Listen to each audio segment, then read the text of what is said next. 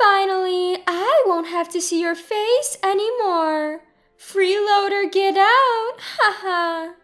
You should be grateful that we tolerated your freeloading, parasitic lifestyle until now. I see. I understand. I'll leave then. Thank you for everything until now. I quickly packed my belongings and left the house where I had been living with my in-laws. I noticed my mother-in-law looking at me with the happiest face as I was leaving. I left looking all sorrowful, but only I knew about what awaited this house next. My name is Emily. I'm a 32-year-old who works from home. It has been 5 years since I married John. We lived happily as a couple, but around our 4th year of marriage, things started to change. My previously healthy father-in-law suddenly fell ill, and we had to start caring for him. Therefore, we moved in with my in-laws. We thought we wouldn't have to live with them for quite some time, but John was an only child. With no siblings to rely on, we inevitably ended up taking care of my father-in-law. I even considered quitting my job for caregiving. However, perhaps because my hard work was recognized, I was allowed to work from home and continue working. Life in my in-laws' house started off hectically, but problems soon arose. Yes, it was the harassment from my mother-in-law. The common mother-in-law and daughter-in-law problems that you often hear about also fell on me. Emily, how long are you going to slack off and leave the housework alone? Get to tidying and preparing the meal already. Mother-in-law, I'm not goofing around, you know. What are you talking about? You're always clicking away at your computer. Surfing the web, you call it? You must be goofing off. Surfing the web? Haha. The idea that being on a computer equals killing time is so old-minded. I was specially granted permission to work from home. I didn't want to waste the skills I had worked hard to acquire, so I worked hard at my job in between household chores and caregiving to maintain my previous income. And it was gratifying when, after about 3 months of desperate effort, I was able to restore my income. The reason why I had to work so hard was because, frankly, it was difficult to get by on John's income alone. Finally, we're going to have some leeway in our lives. I want to save some money. That's what I thought, but for some reason life became harder. It felt like our savings was only decreasing. I wondered why, and when I checked our expenses, it turned out that John was splurging a lot. And I also found out that my mother-in-law was also splurging quite a bit. John has always been a show-off, and he often treats his colleagues to lunch. But recently, he's been using our credit card to treat many colleagues at parties. Of course, if you spend more than you put in the house, it's bound to decrease.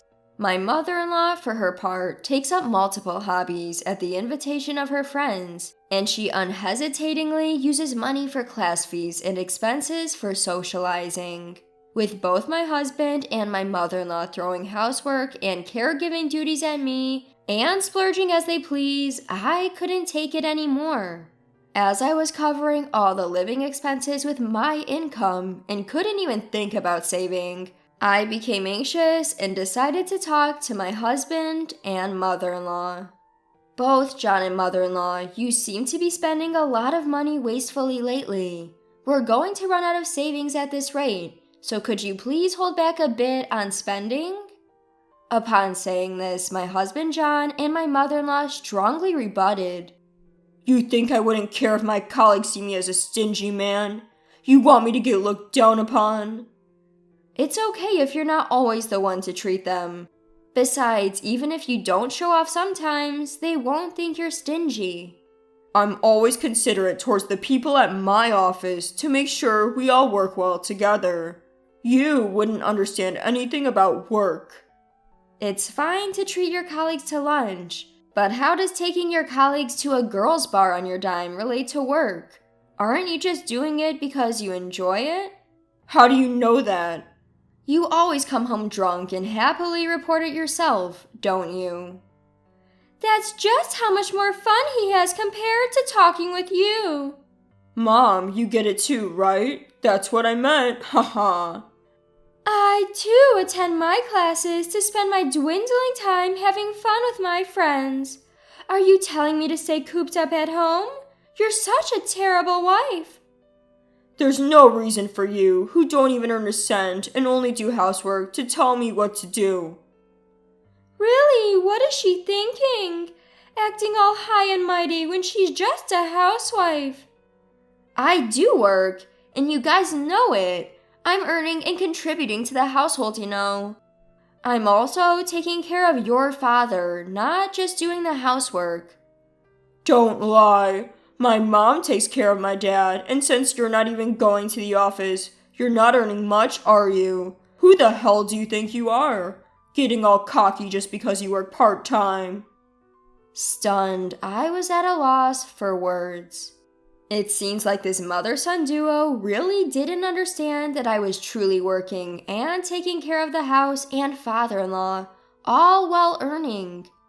Moreover, my mother-in-law seemed to have told John that she was the one taking care of my father-in-law, making me look like a lazy housewife.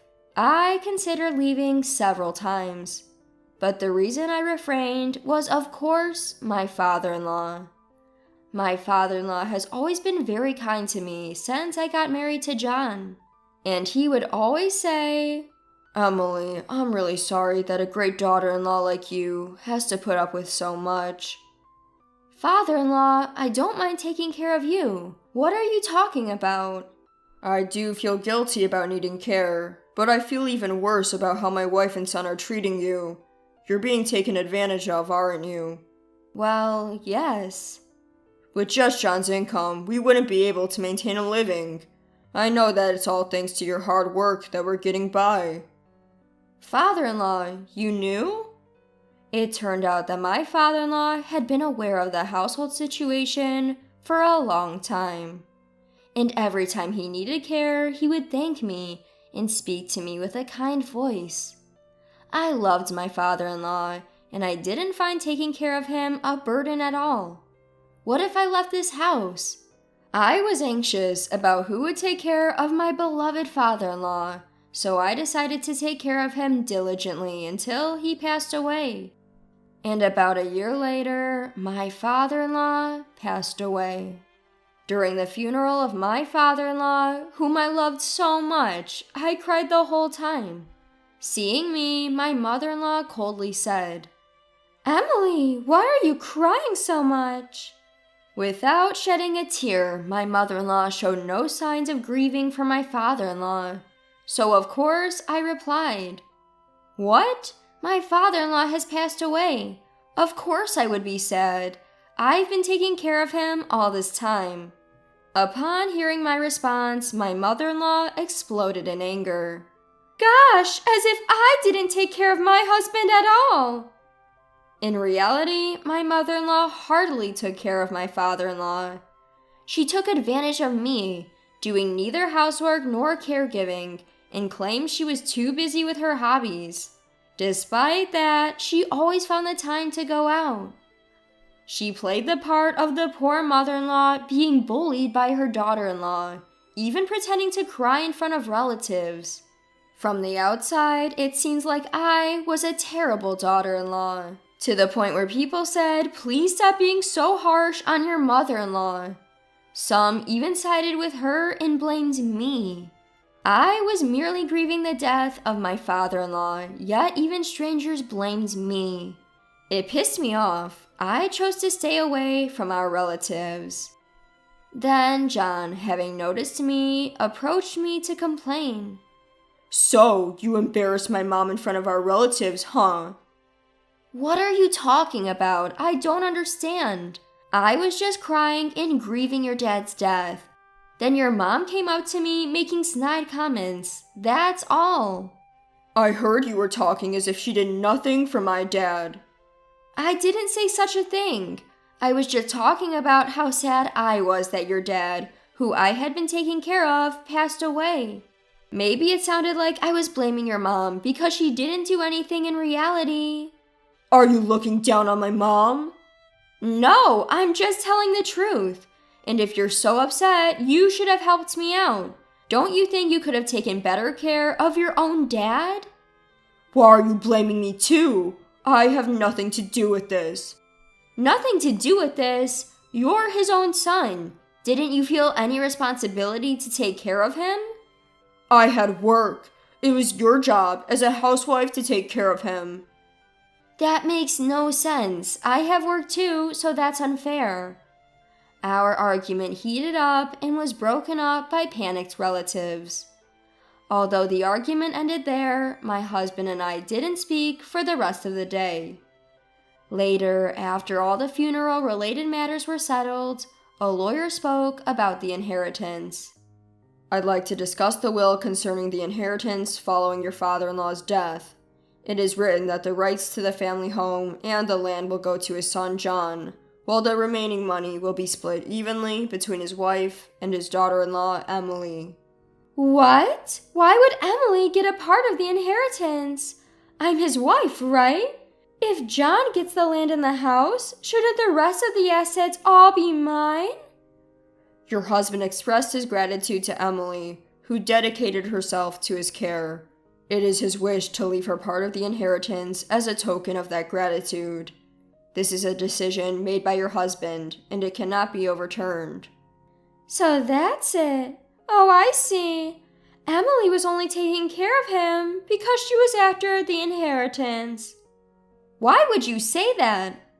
It must be. Why else would she dedicate herself to caregiving? I've had a good relationship with my father-in-law ever since we got married. I took care of him to repay his kindness. If you think it's impossible, why did you push the caregiving onto me, mother-in-law? How can you belittle me like that? Don't talk crap. I get it now, so keep your mouth shut. With our lawyer present, my mother-in-law couldn't say anything inappropriate, so she continued with a frustrated expression. So he decided that. Well, it's a token of appreciation for caregiving. I guess there's no other way. Then the lawyer continued with the discussion. May I continue? Your father-in-law left a note saying that Emily no longer needs to take care of him. At that moment, my mother-in-law's face, which had been bitter up to then, suddenly lit up with a smile. That's it! That's what it means. I understand now. Huh? What do you mean? Confused by his mother's excitement, my husband seemed completely at a loss. It means that Emily is no longer needed in this house, since she won't have to take care of my husband. The reason for dividing the inheritance was just severance pay, not gratitude. My mother-in-law twisted my father-in-law's will according to her own speculations. My mother-in-law misunderstood my father-in-law's will as my father-in-law and I had intended it to be misunderstood. Actually, there was a discussion between my father-in-law and me while he was still alive. My father-in-law wished to set me free from this house after his death. He planned to use his will to fool my husband and mother-in-law, allowing me to leave the house without any trouble. And just as my father-in-law intended, my mother-in-law, who was completely fooled, is trying to kick me out. While making sure they did not catch on to my true feelings, I pretended to be shocked by the will, saying, "Oh, Father, why would you do such a thing? See, even my husband didn't see you as his precious daughter-in-law. John, you don't need Emily anymore, do you?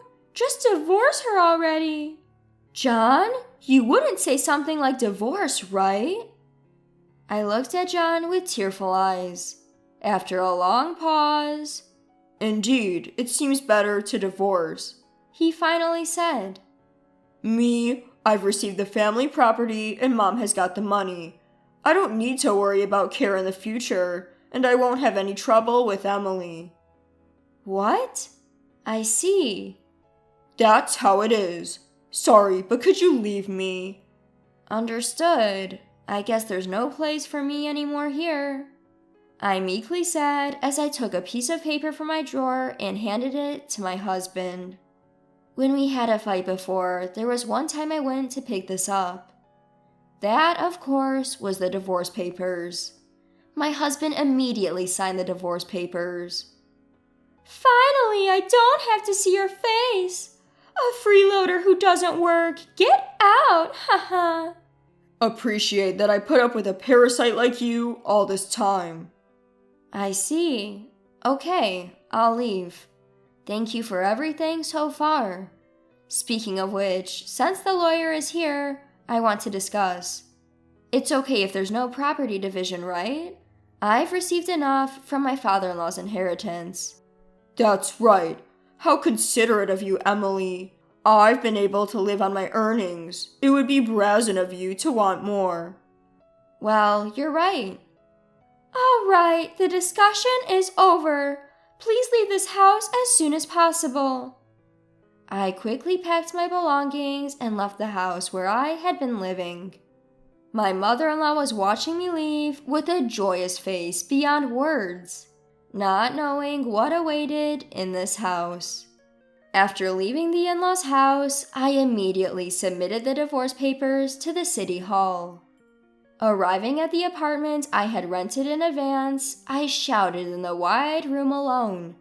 Yes, I've finally been set free! I'm free! I just couldn't help but yell. I was so happy to be free from the painful married life. I can't thank my father-in-law enough, who planned the escape from that house. Since then, I've been enjoying a too comfortable life alone. I adapted to working remotely at my in-laws' place. But now that I left, I now have much more time to dedicate to my work. My income has increased due to that, and I'm able to live a luxurious life without being disturbed by anyone. One day, I got a call from my ex-husband, John. It's been a while. What brings you to call me? Emily, please help us. We're having a tough time making ends meet.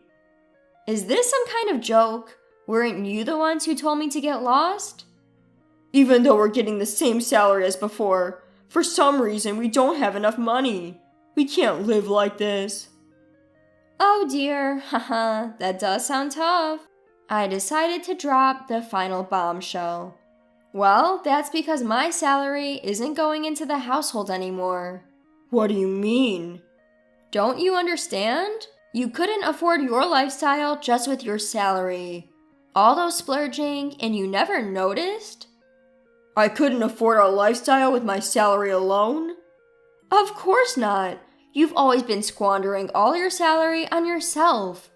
The only reason we could get by was because of the money I was bringing in. You and your mother at your ages, your habit of spending is just ridiculous. What? So how much were you making, Emily? Let me see. Back then, it was around $4,800 a month, I guess. You were making that much? Yes, I was. Bet you didn't know that, did you? By the way, now that I don't have any hindrances, I'm making even more. Haha. Even over the phone, I could tell my ex-husband was shaken. Emily, how about we live together again? Huh? It was a mistake to kick you out. It's not too late to start over, right? What are you talking about? It's obvious you're just after my earnings. No, that's not it. I've realized that I still love you, Emily. Don't talk nonsense. I have no desire to return to your place. By the way, what happened to the inheritance your mother received? You should have plenty left from that, right? Well, it's nearly run out. There's no way. She got about $100,000, right? There's no way you could have spent all of it in such a short period of time. We enjoyed shopping and overseas trips. Also, we lost nearly half of it in casinos. Both of you are just hopeless. I'm speechless. I'm a stranger now. I can't do anything about it, and I don't want to. But don't say such cold things. Help us. I don't care. I'm ending this call. Don't call me again. With that, I hung up the phone and immediately canceled the contract of his phone. I have no idea what happened to my ex-husband and ex-mother-in-law after losing all means of communication. However, when I passed by their house nearly a year after that phone call, the place had been demolished. They must have had to let go of the house due to financial troubles. Well, it's none of my business anyway. As for me, I decided to spend my newfound free time on a new hobby and started attending a wine class that I had been interested in. There, I met a man 2 years older than me who was actively pursuing me. After a year and a half of dating, we got married. He's a humble and warm-hearted man who is a rising star at a well-known company and earns a high salary. He respects my work, and we have a happy married life where we respect each other. Lately, I've been thinking that perhaps this reward was a gift from my father-in-law. Hey, Mom, bring me a beer. Huh? Mother-in-law, did you lose your hearing all of a sudden? You can hear me, right? Hey, I told you to bring me a beer. This is how it always goes when my son and his wife speak to me. We've been living together for 5 years, and they've never listened to me, always ignoring what I have to say. When they do speak to me, it's always just orders, like I'm some sort of maid. Jean, my daughter-in-law, speaks ill of me for everyone to hear, and Paul, my son, treats me like a housekeeper without a second thought. Ignoring them, I turn my back and pretend to watch the TV, acting as if I can't hear them. I'm at the end of my tether with these two, who only listen when they want something, but ignore me otherwise. After a while of ignoring them, Jean picks up the TV remote and shuts off the show I was watching. Startled, I looked up when she said loudly right into my ear, "Hey, mother-in-law, can you hear me? Make sure you prepare Paul's lunch tomorrow, got it?" Her voice was so loud that it made my ears ring and I involuntarily grimaced. Seeing this, my daughter-in-law laughed, saying, "Seems like you heard it," and left the living room with my son. Wouldn't she at least try to be a bit more considerate since I am, after all, her husband's mother and she relies on me on a daily basis? That's what I thought. But judging from my son's attitude, I'm probably nothing more than a housemaid in her eyes. In the end, there was no apology from the two of them, nor did I feel any consideration towards me. Feeling frustrated, I sent an email to my husband and decided to leave the house. My name is Karen. I will be turning 72 this year. 5 years ago, my son and his wife asked if they could live with me because they were worried about the future and wanted to save money. Ever since then, we have been living together as two families under one roof. If you live with us, you'll feel safer, right, Mom? You might be right. My husband is a workaholic who started his own company when he was young and continues to work tirelessly, even at the age of 73. Because of his nature, the house felt quiet ever since our son moved out. Even when I consulted my husband about our son and his wife moving in with us, his only response was, "Do whatever you like." So as there wasn't much conversation and I felt a bit bored, I agreed to live together, hoping that life would become a bit more lively. When we started living together, Jean, my son's wife, and I split our housework. However, as she started saying, "My part-time job is getting busier," the workload for me gradually increased. Although she helps out when asked, she often does so reluctantly, goes out on her days off, or lazes around in her room, so I stopped asking for her help. I ended up taking on all the household tasks, and it became the norm, making me feel unappreciated. Even during meal times when the whole family is present, there is hardly any conversation. I suppose I've been numb to this, as it was the same way with my husband.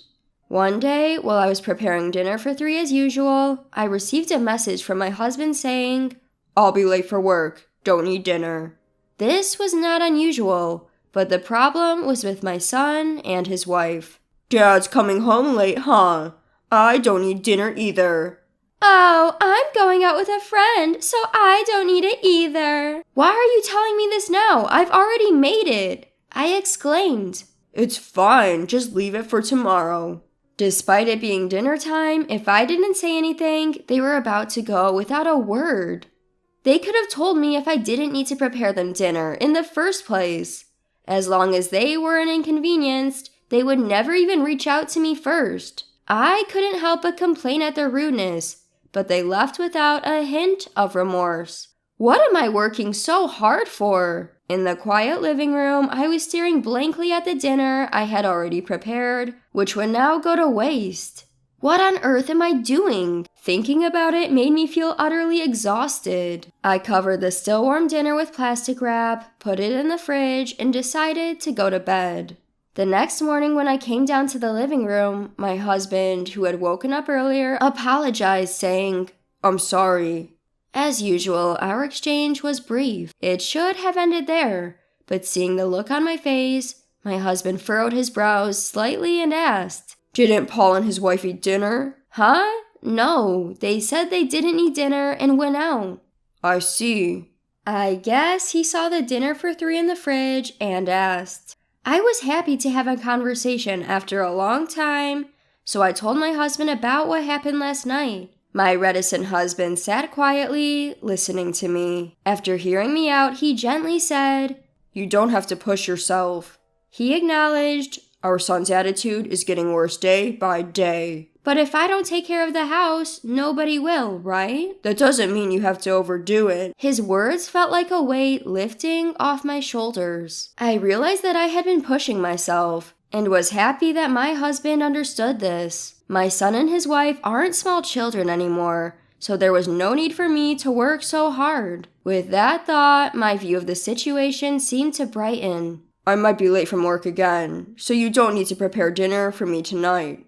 "Okay," I said, smiling at my husband's words. I decided to let my son and his wife understand this as well. Despite it being a Sunday, I waved goodbye to my husband and resolved to rebel against my son and his wife. After my husband left, my son and his wife finally woke up in the afternoon. Still in their pajamas, they came into the living room and immediately asked, "What's for lunch?" "Why don't you eat what's left from yesterday?" "But you could at least warm it up for us, or set it on the table." "You're not small children, you can do it yourself." "Well, mother-in-law, you are getting old, aren't you?" Jean, my daughter-in-law, joked with a laugh, which prompted Paul, my son, to join in the laughter while looking at me. I'm exhausted because Jean hasn't been helping with the housework at all. "Oh, can't you manage without me? Is it your menopause or something?" Jean retorted, laughing at me. I could only sigh at their attitudes. The two of them went back to their room without cleaning up after eating, seemingly unbothered. As expected, my husband didn't return until late that night. Since I didn't need to prepare dinner for my husband, I bought myself a ready-made meal from the supermarket. "Huh, Mom? What are you eating?" "Ready-made food." "What about dinner?" "I don't know." "Mother-in-law, what are you thinking? Have you forgotten about your family?" I wondered if Jean was incapable of having a conversation without throwing in some barb. I decided to ignore my daughter-in-law, which seemed to quiet Paul down. However, he quickly picked up his phone and started complaining again. "You don't work, Mom. You should at least take care of the house." I thought that since it was their day off, they could prepare their own meals for once. As I thought this, they decided to order a delivery. "Give us the money later," Paul said, which made me lose my patience. Since they wanted to save, I agreed to not let them pay our living expense, and I never bothered them about it. But I never imagined them to take advantage of me like this. I decided to ignore them completely, not providing any services to my son and daughter-in-law who showed such disrespect. "Hey, Mom, beer." "Oh, has mother-in-law suddenly gone deaf?" "You can hear us, right? We're asking for beer," Paul demanded, while Jean kept on making snide remarks, and Paul talked to me like I was their housemaid. Ignoring them, I turned my back and deliberately watched TV, pretending not to hear. When I didn't respond for a while, she seemed to give up and stop talking to me. But this peace was short-lived. Before I knew it, my daughter-in-law, who had come up behind me, picked up the TV remote and turned off the TV. Startled, I looked up, only for her to shout into my ear, "Hey, mother-in-law, can you hear me? Make sure to prepare lunch for Paul tomorrow, okay?" Her voice was so loud that it hurt my ears, making me wince involuntarily. Looking at me, my daughter-in-law laughed, saying, "Looks like she heard me," and left the living room with Paul. I wondered why she didn't consider showing a bit of courtesy, given that I'm her husband's mother and she depends on me regularly. But observing Paul's attitude, it seemed like I was nothing more than a housemaid to her. As it turned out, there was no sign of consideration for me at all, and I didn't even hear an apology for last night's dinner from either of them. Sighing deeply, I sent a text to my husband and decided to leave the house. Early next morning, I packed my belongings and left the house before they woke up. When I arrived at a nearby business hotel, my phone was filled with texts from Paul, who seemed to have just woken up before heading to work. Apparently, they were in quite a chaos this morning. Texts and calls from both of them quickly filled my phone with notifications. When I opened the text, I saw nothing but complaints, such as, "What are you doing? I told you I'll need lunch." Jean also sent a text in a mocking tone. "Are you wandering around after forgetting your responsibilities?" It seemed they had a hard time just because I didn't prepare breakfast for them, which made me laugh a little. When I saw a call from Paul, who seemed to be on his lunch break, I decided to finally talk to him. "You finally picked up. Mom, where the hell are you and what are you doing?" "It's none of your business, is it?" "You didn't even prepare our food. Where are you?" "Paul, you're not a child. You can make your own food, can't you?" I answered him with a mix of irritation. If he had struggled so much to prepare just one meal, he should have reflected a little and thanked me. But to my surprise, he came back with a word I never expected. "I'm paying for living expenses, so I need you to do the housework." "Living expenses? What are you talking about? I never received such a thing." "Huh? Why not? Jean should have been giving it to you every month, so don't lie." Paul insisted that he was paying me living expenses. I've never received anything of the sort, and when I truthfully denied it, Paul started calling me a liar. The truth is, my husband covers all of their living expenses, including their food expenses. Even after repeatedly saying this, Paul refused to believe me. I could hear Jean in the background saying, "You're probably just playing dumb and spending it for yourself." Unable to continue the conversation, I cut them off and said, "I don't know what I don't know, and I don't plan to come home for a while." "Why not? What are we supposed to do for food?" "Figure it out yourselves. Bye now." I hung up the phone and let out another big sigh. Why do they believe they're not in the wrong, even after all this? I didn't understand what Paul was talking about earlier, when he mentioned about our living expenses. The situation improved about a week after I left the house. My husband, who had come to check on me, apparently talked to Paul and Jean, and their text suddenly became more respectful and submissive. Wondering what had happened, I received a text from my husband. "Paul and Jean want to apologize. If you feel like it, please come home." Thanks to my husband's talk, they finally seemed to understand. I replied to my husband's text, made preparations, and decided to go home that day. When I returned home, Paul and Jean were waiting at the entrance, their faces pale and worn out. It seems that they were quite upset by the lecture from my husband. I decided to hear the story about this past week from them and my husband. "About the living expenses I mentioned on the phone." "I said I didn't receive them, right? You said you wanted to save money, so I didn't say anything." "Actually, Dad was really mad at us about that." It seems that my son had told his father about his contribution to the household expenses. It appeared that he believed I had been lying, and throughout, he seemed to have painted me as the villain when speaking with his father.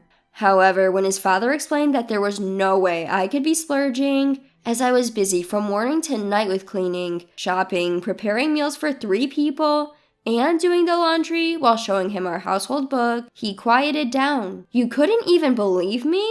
But Jean kept saying that she was giving you the money. So what happened to your living expenses? I was using them. From my son's perspective, he was definitely paying the money, so he must have been baffled that the money was not reaching me. It seems that my husband and son confronted Jean and made her confess. At first, Jean was playing dumb, but when my husband started yelling at her, she finally confessed everything. I was shocked to hear this, as I had never seen my husband yell before. Apparently, Jean had been spending the money on dining out and going out with her colleagues from her part-time job. She had been going to fancy restaurants to show off and pocketing any leftover money for herself, she explained in a feeble voice. I'm appalled. She was accusing me of squandering money on the phone, but it turns out she was just talking about herself. But living with my in-laws can be stifling, and everyone was inviting me, so I just... Just because of that, you thought it was okay to embezzle our living expenses. You made me look like a fool too. What? You are acting all high and mighty too. At the point when the two of them began to stray from the topic and argue, my husband cleared his throat loudly. The two of them, seemingly terrified of my husband, jumped up in surprise and immediately became silent. I couldn't help but laugh at their behavior, like children who had been caught doing mischief. Excuses, excuses. Cut the crap. First, you should sincerely apologize to your mom. Dad, I was also deceived by Jean. So, does that excuse your attitude towards your mother? Neither of you has apologized to her since she returned. I'm sorry. I'm sorry. Finally, the two of them bowed their heads to me. Still, my son was making excuses, saying that he had been taking it easy because it was his home. I've been getting busy at work, and I just wanted to relax at home. So what about your mother, who is being taken for granted and mocked by her big son and his wife even at her own home? My husband's words cut through my son's excuses, leaving him speechless. I'm appalled at my son, who despite his age still relies on his parents, and at Jean, who took advantage of that to embezzle money. Mom, I'm sorry. You see, I'm apologizing to you. Do you think an apology makes everything okay? Please reflect on yourself a bit. The two of them thought that bowing their heads to me would resolve everything smoothly, and they were flustered by my words and tried to make excuses. But I could see through their scheme, and I shook my head. Whether you contribute to the living expenses or not, I can't overlook that attitude. You have to learn to be more grateful. But aren't you worried about your future too, mother-in-law? Yes, I'm full of worries about relying on people like you. How can you talk to us like that? You splurged our living expense out of stress from living with us. I can't have someone like you stay with us any longer. The two of them finally quieted down, realizing that I was not willing to listen anymore. They need to learn once again how rude their actions were while living together as a couple. Later, we managed to have them move out. In the days that followed, Jean, my son's wife, started to come to our house occasionally to learn household chores from me. She continually vented about how my son Paul did not lift a finger to help with any housework. As she had always been showing off to her colleagues, I assumed she couldn't complain to anyone else now. I now understand just how much I relied on you, Karen. Indeed. And yet, you had the audacity to accuse me of being deaf and squandering money. Being no longer able to live with us and having lost the pocket money she freely used before, plus having her part-time wages limited to make up for the money she previously misused, Jean fervently complained about her now austere life. But however I listened, all I could think was that she was just reaping what she had sown. As for Paul, he started to bring home delicious snacks as gifts from time to time, as if making up for his previous lack of consideration, which he still mentioned occasionally. I've always known he wasn't the most articulate and was primarily focused on work. Nevertheless, I was touched by the fact that he recognized my hard work during our discussions with Paul and Jean. Thanks for your hard work, honey. I appreciate it. I'm glad that I can talk to my husband like this again. I deeply feel the truth in the saying, after a storm comes a calm. Regardless of how it started, I'm now leading a life that is calmer and happier than before. It all started on a bitterly cold night when snow was swirling in the air. Out of nowhere, my cell phone rang. Picking it up, I was greeted by the wrathful voice of my mother-in-law on the other end. "It's because of you that my daughter's in this state. Her face is unrecognizable. It's atrocious. You need to take responsibility. Why did you abandon my daughter? You're despicable." My name is Amy, and I'm 33 years old. I live with my husband, Zach. Zach has his parents and an older sister. That single phone call from my mother-in-law that night turned my life upside down. "Give me back my lively girl! Why did you do something so horrible? I swear, I'll make you pay for this. I'll never forgive you." My mother-in-law, possibly out of shock, was making no sense. All she did was spew venom at me. "Mother-in-law, please calm down. I have no idea what you're talking about." Even in my confusion, I tried my best to console my mother-in-law, desperately trying to listen to what she had to say. But all my efforts were futile. "You have no right to be calm at a time like this. It's all your fault. And yet, you have the audacity to say such things. Why didn't you help her? Why did you abandon her?" My mother-in-law was just yelling loudly while crying, and there was no conversation at all. Even when I told her to speak slowly, it was like my voice was not reaching her ears, and my mother-in-law's vitriol continued endlessly. My father-in-law, who seemed to have been behind my mother-in-law, took over the phone. "Amy, I hope you understand what you've done. Do you understand the state our daughter is in now? Fortunately, her life is not in danger, but she has severe injuries. Why did you let her suffer like this?" Since my father-in-law was a little calmer, I honestly told him, "Father, I'm sorry. I really don't understand what you two are talking about. What on earth happened?" He looked perplexed that I knew nothing, but somehow I got him to tell me the story. It was content that made me doubt my ears. My sister-in-law, a single mother, was living with her young child about a 20-minute walk from my home. She had a young boyfriend who she had been dating for some time, and he frequently visited. I had heard from Zach that he had a quick temper and had often raised his hand to my sister-in-law. Apparently, his mood was bad last night, and my sister-in-law suffered from more violence than usual.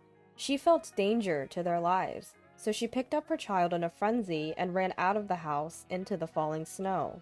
Without anywhere to go, my sister-in-law thought of her brother, who had lived nearby, and ran desperately, hoping to find refuge at our house. When my sister-in-law rang the doorbell, Zach, who was home at the time, answered. My sister-in-law stood outside the door, holding her child in her only clothes, her face bruised and gasping for breath. Anyone would have known at first glance that something was wrong, but Zach did not show concern for his own sister. Instead, he seemed a bit irritated and said, "If I let people in without permission, Amy will get mad. Sorry, but can you go home? She's scary when she's angry. You understand, right? Please leave," and turned her away from the door. My sister-in-law couldn't believe what her real brother had said, but she was in immediate danger and needed to hide somewhere, so she begged him in tears. "At least lend me money for a hotel." She had left in a panic and didn't have her cell phone or wallet. But Zach said something even more astonishing.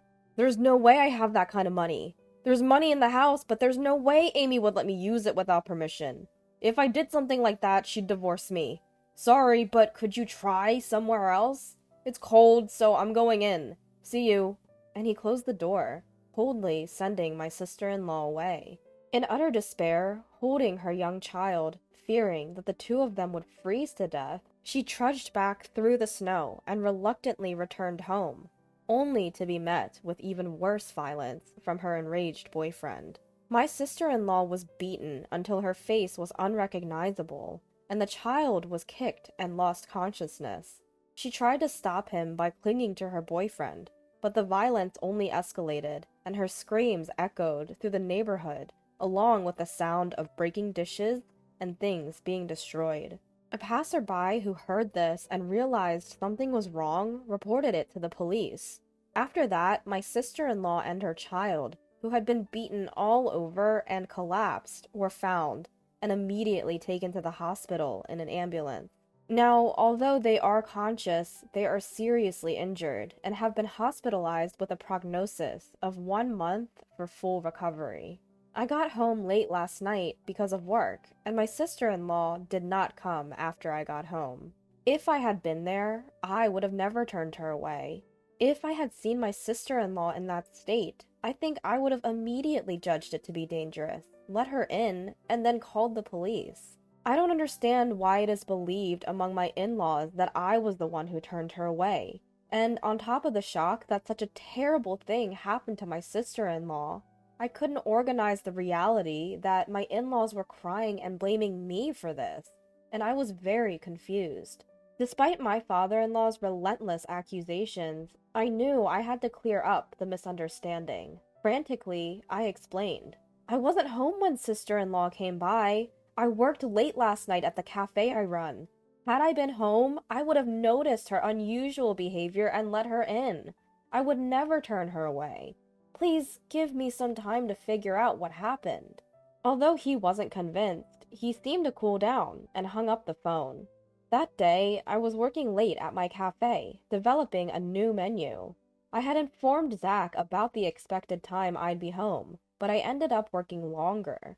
I ended up missing the last subway and had to take a taxi, not arriving home until past midnight. When I got home, I saw Zach, but he didn't mention a thing about his sister. I was confused about why he had done what he had, so I confronted him after he came home from work that night. His response was shocking. I could tell something was wrong when she showed up, but I was just about to enjoy my beer, and it was cold outside, so I wanted to close the door quickly. Plus, I didn't think there was anything I could do about it. I couldn't hide my anger at his selfish excuse. Didn't you feel anything seeing her like that? Why couldn't you at least let her in? She's been through a lot since you turned her away. When I detailed his sister's current condition, he justified himself by saying, "Remember how you used to complain when my parents dropped in without notice? I thought I was being considerate by not letting her in, thinking you wouldn't like it. What did I do wrong?" Turns out, he had assumed that I would be bothered if his sister showed up unannounced and turned her away. I asked him another question. Why didn't you lend her any money? You could have done that much, couldn't you? He responded, I was taken aback when she asked for money. I'm short on cash right before payday. I just lost money playing slots recently and I hardly had $10 in my wallet. If I gave her our household money, I knew you would get mad. So I refused. I don't see anything wrong with what I said. I was speechless, completely shocked. I had always thought he was a bit self-centered, but he also had many good qualities. I had been giving him the benefit of the doubt, but I realized it was a terrible mistake. He was incapable of making sound decisions because he always put himself first. He had no compassion for others, not even a bit of kindness. And he was foolish enough to prioritize his drinking over his own sister's distress. But it was too late to realize this now. He didn't seem to feel guilty or responsible at all about his sister being rushed to the hospital. From my perspective, she would have ended up like this anyway, no matter where she ran off to. On the bright side, she's safe in the hospital now. We're both safe. All thanks to me, right?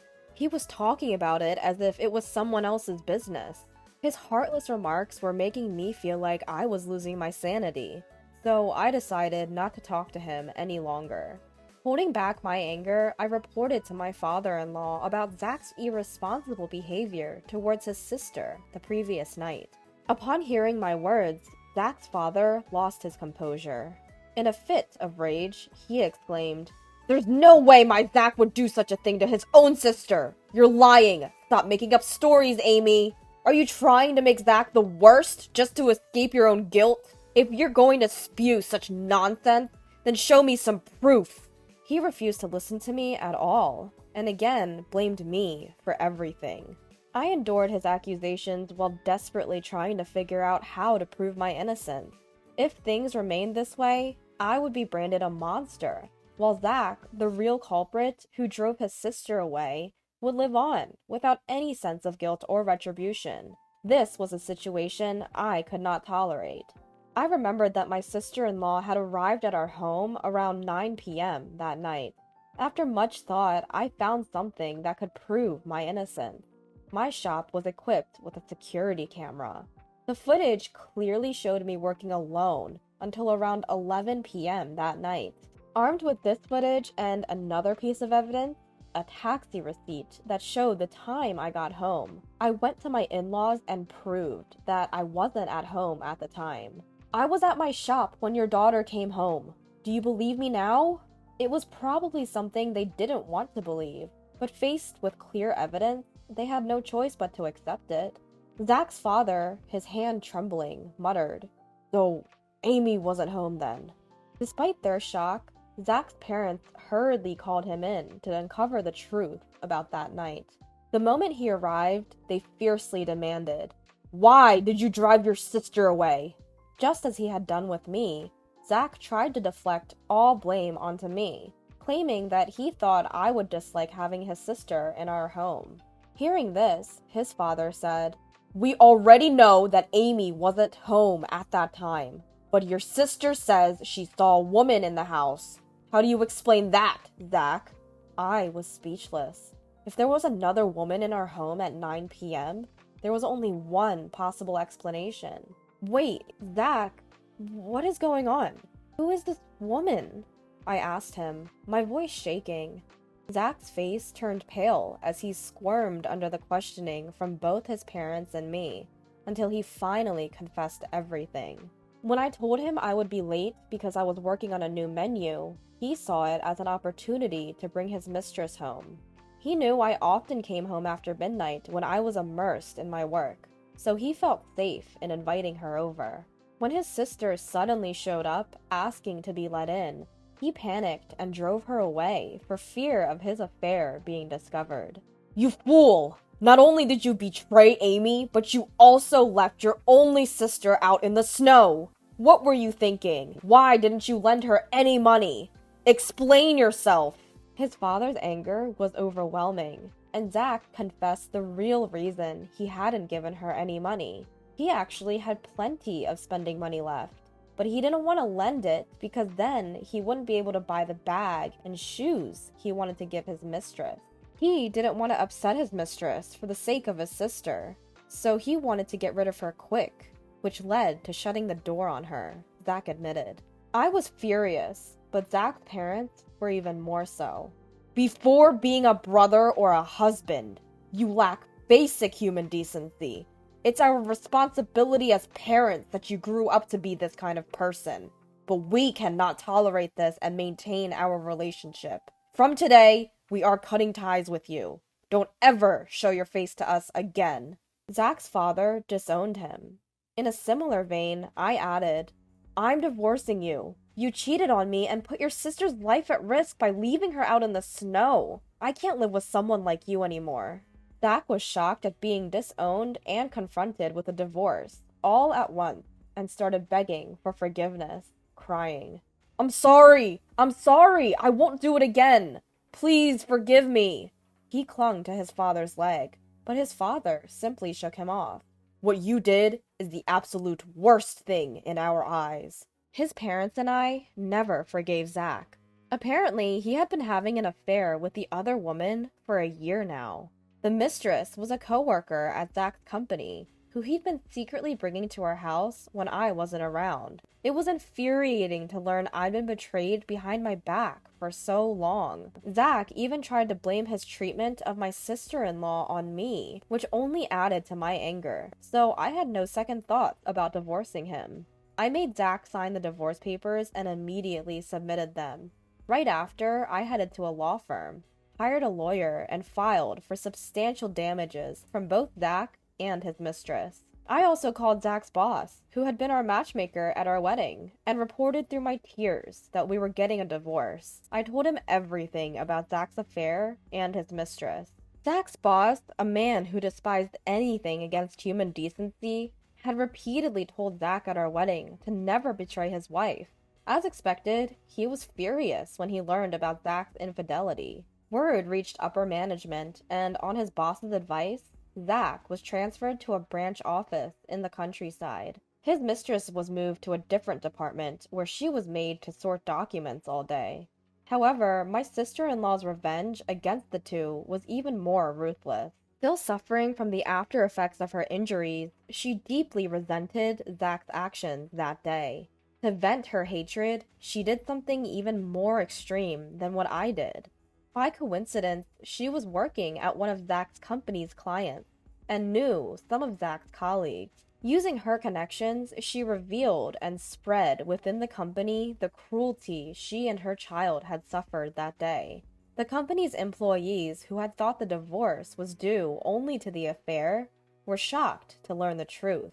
Zach's abandonment of his own sister to cover up his affair was a huge shock to everyone in the company. The rumor quickly spread throughout the company, and Zach was universally suspected of being a terrible human being. Once he was ostracized by everyone, his work was impacted, and after a while, he was demoted. He couldn't stand being avoided by everyone and found it hard to continue working at his new post, so he ended up quitting. To pay me the high alimony, he drained his savings and is still paying me by working live-in part-time jobs. Almost all his salary goes towards the payment, and I've heard he can't even afford a coat for winter and shivers in thin t-shirts. As for the mistress, she was stubbornly clinging to her job, amidst the judgmental glances of her coworkers, despite my demand for damages. After consulting my lawyer, I decided to ask her parents for the payment. When her parents learned about it, they were shocked and immediately made their daughter pay the full amount after confirming the facts. I kept receiving calls from her, which I never answered, but she left numerous abusive messages in my voicemail, saying, "Why did you tell my parents? I had to go into debt to make the payments. My life is ruined because of you." As I found it unbearable, I sent these messages to her parents. I received an apology letter later, promising they would never let their daughter trouble me again, and the harassing phone calls stopped. As for my sister-in-law, her abusive boyfriend's actions became a police matter, and she was able to file for damages for her injuries. It had been tough, but she finally managed to break up with him. My in-laws and sister-in-law apologized to me for initially suspecting me and for Zach's infidelity. Of course, both were painful experiences for me, but I could understand their outrage and loss of composure when they saw their daughter taken away in an ambulance after such severe abuse. After all, Zach's affair wasn't their fault. I didn't hold a grudge against them. On the contrary, I wanted them to properly heal the emotional wounds of my sister-in-law and her child, who had such a terrible experience. If I were in their shoes, I'm sure my parents would have reacted the same way. Furthermore, my in-laws and sister-in-law are fundamentally decent people. Now that I've divorced Zach, I'll probably never see them again, as they are now strangers to me. But I sincerely wish them well and hope they take care of themselves. I moved closer to the cafe I run. Since it's within walking distance, I no longer have to worry about the last train, and I can devote my time to coming up with new menu ideas. Though I was thrown around by unexpected events, I probably wouldn't have been happy if I continued to be married. There are things one must never do as a human being. I firmly intend to always keep that in mind and live a life I can be proud of. That's what I strongly believe. My husband betrayed me. My girlfriend is having a baby, so pack up and leave. He coldly told me so. Are you sure you won't regret this? No way. Just get out of here, he sneered, laughing off my final plea. If that's how he wants to play it, I no longer have any obligation to consider his feelings. I accepted the divorce and moved back to my parents' house. But at that time, I didn't know what was coming next. Who could have imagined that the very next day, he'd be at my door, begging for forgiveness? My name is Lily. My father is an executive at a publicly traded company. After graduating from university, I got a job at a company run by one of my father's acquaintances. It was nepotism, yes, but I worked hard to learn the job so as not to be the subject of gossip. Eventually, my colleagues and seniors began to accept me. I even started to enjoy my work, spending my days in a fulfilling way. Meanwhile, my father seemed worried that I, being totally devoted to work and lacking any romantic relationship, was living a one-sided life. He introduced me to a man named John, who was the most capable among his subordinates, and arranged a dating between us. John is the most successful young man in the team. No, it's all thanks to my superiors and seniors who guide me. My father and John seemed to trust each other. At first, I agreed to date John out of respect for my father, but as I got to know him, I began to think that marrying him might bring happiness. As we went on several dates, I admired how he took the lead. Yes, I was gradually drawn to John. Once my father realized how I felt, he encouraged our marriage. John, honestly, what do you think of my daughter? Well, I am dating her with the intention of marriage. Everything progressed smoothly after John announced his intention to marry me in front of my father. Every time they met, my father and John would happily discuss wedding venues and plans for a new home. Seeing my father like this made me feel that getting married might not be a bad idea. Before our marriage, John gave me a condition.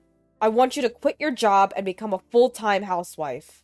I was reluctant to give up my beloved job, but I really wanted to marry him, so I decided to accept his condition.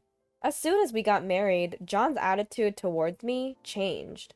To be honest, I didn't want to get married this early. I couldn't believe what I heard. Huh? But you were considering marriage. That's why you agreed to meet me. I only agreed because your father asked me to. I can't refuse my boss's request, can I? John continued with a frown. With your father so enthusiastic, how could I refuse to marry you? Besides, marrying you should secure my career advancement. So you married me for a career advancement? Of course! Why else would I marry a boring woman like you? He scoffed. I was left speechless. I had quit my job and had no income.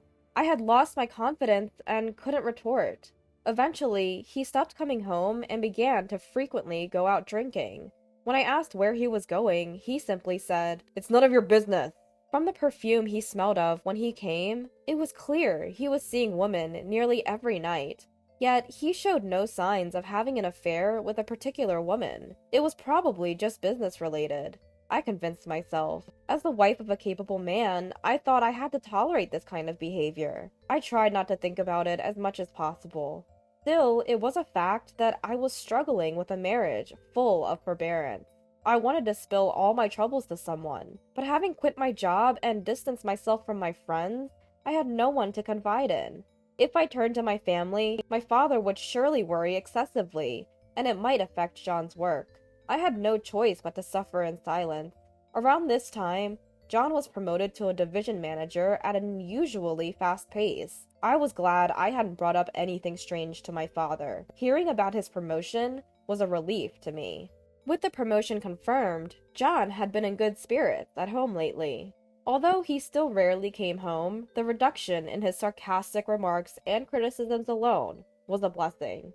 However, I realized that John's cheerfulness was not only due to his promotion. While he was in the bath, I accidentally saw a notification on his unlocked phone.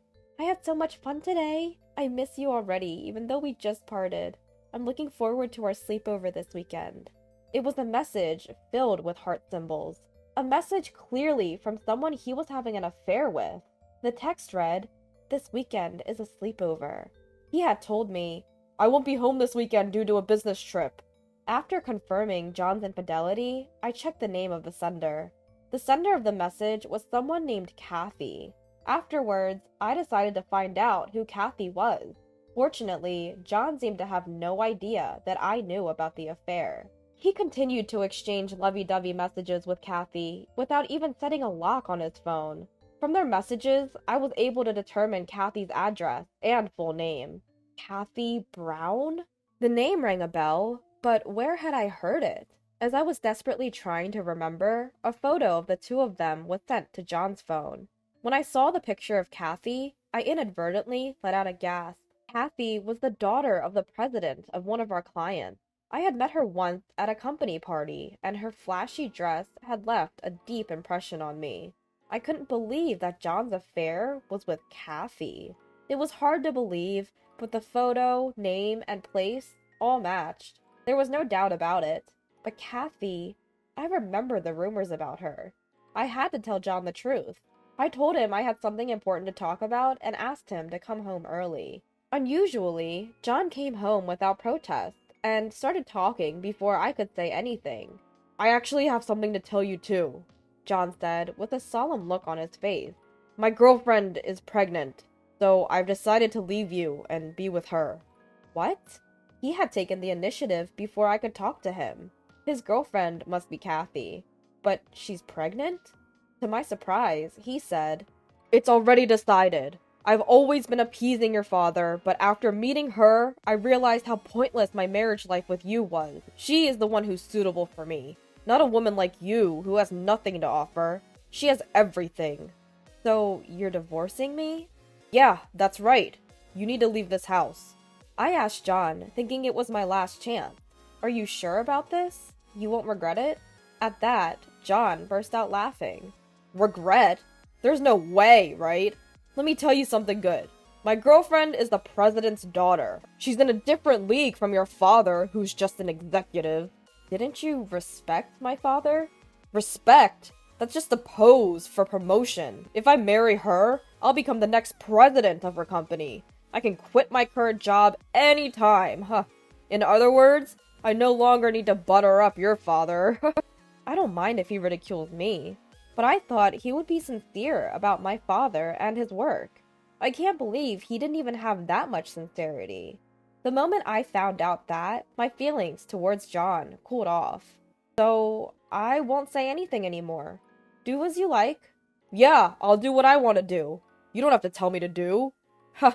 Even though I didn't ask, John began to talk about her incessantly. "She never told me she was pregnant. Was she considerate of my marriage?" "Then how did you find out she was pregnant?" "I happened to find an echo picture in her bag. She probably intended to give birth alone out of consideration for me. What a courageous woman." Completely smitten with Kathy, John was determined to divorce me as soon as possible and propose to her. He even prepared the divorce papers. If that's what John wants, it's actually convenient for me. I'm tired of seeing his face too. John signed the divorce paper with satisfaction and immediately submitted them to the court. After he was gone, I quickly packed my stuff and headed for my parents' house. And so, my married life with John ended just like that, I thought. The call from John to my mobile phone came the next night. "Lily, where are you now?" "Where? I'm at my parents' house. What's wrong?" "At your parents'. I see. Can you come by to the nearby diner right now? I have something important to talk about." "Why don't you come here if you have something to talk about?" "I can't do that. Please come. It's a request for a lifetime." Reluctantly, I headed to the designated diner. There was John, who had completely lost his energy. As soon as he saw my face, he said, "Lily, get back together with me." "What?" I got stunned, but John began to speak, painfully. "Actually, she turned down my proposal." I swallowed the words. I knew it. "She had a fiancé that her parents had arranged. From the beginning, I was just a game to her." "Yeah, I know." "Also, the child in her stomach wasn't mine." I had suspected that from the moment I heard she was pregnant. It was a well-known story in our company that Kathy was engaged to a rich man from another company. When I found out that Kathy was John's mistress, I tried to tell John about it, but before I could, John quickly dumped me and tried to switch to Kathy. There was no obligation to kindly tell him the truth. Knowing this would happen, I kept silent all along. "Kathy chose me as a playmate because I'm a married man, thinking there would be no strings attached. When I told her I divorced my wife, she coldly brushed me off, saying, 'Are you an idiot?'" I don't feel sorry for John, who was depressed. He brought it on himself. "Well, you can't compare to a rich young man, can you?"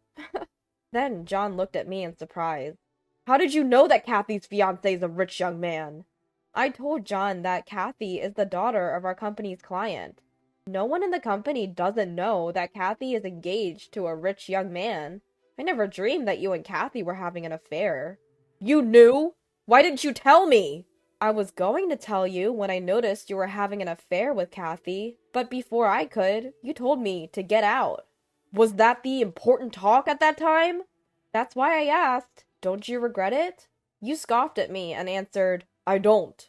Remember? So I was relieved and able to easily tell my family the reason for the divorce. Huh. Did you tell this to your father, too? Of course I did. What have you done? It's not too late yet. Take back what you said. Tell him it was a mistake. Don't be foolish. It's too late. Dad is furious. Well, you don't care what my dad thinks about you now. That's not true. I'm telling you, I want to make amends. It's too late. I have no intention of starting over with you. I refuse to be with a man like you, who changes his marriage partner based on his parents' title.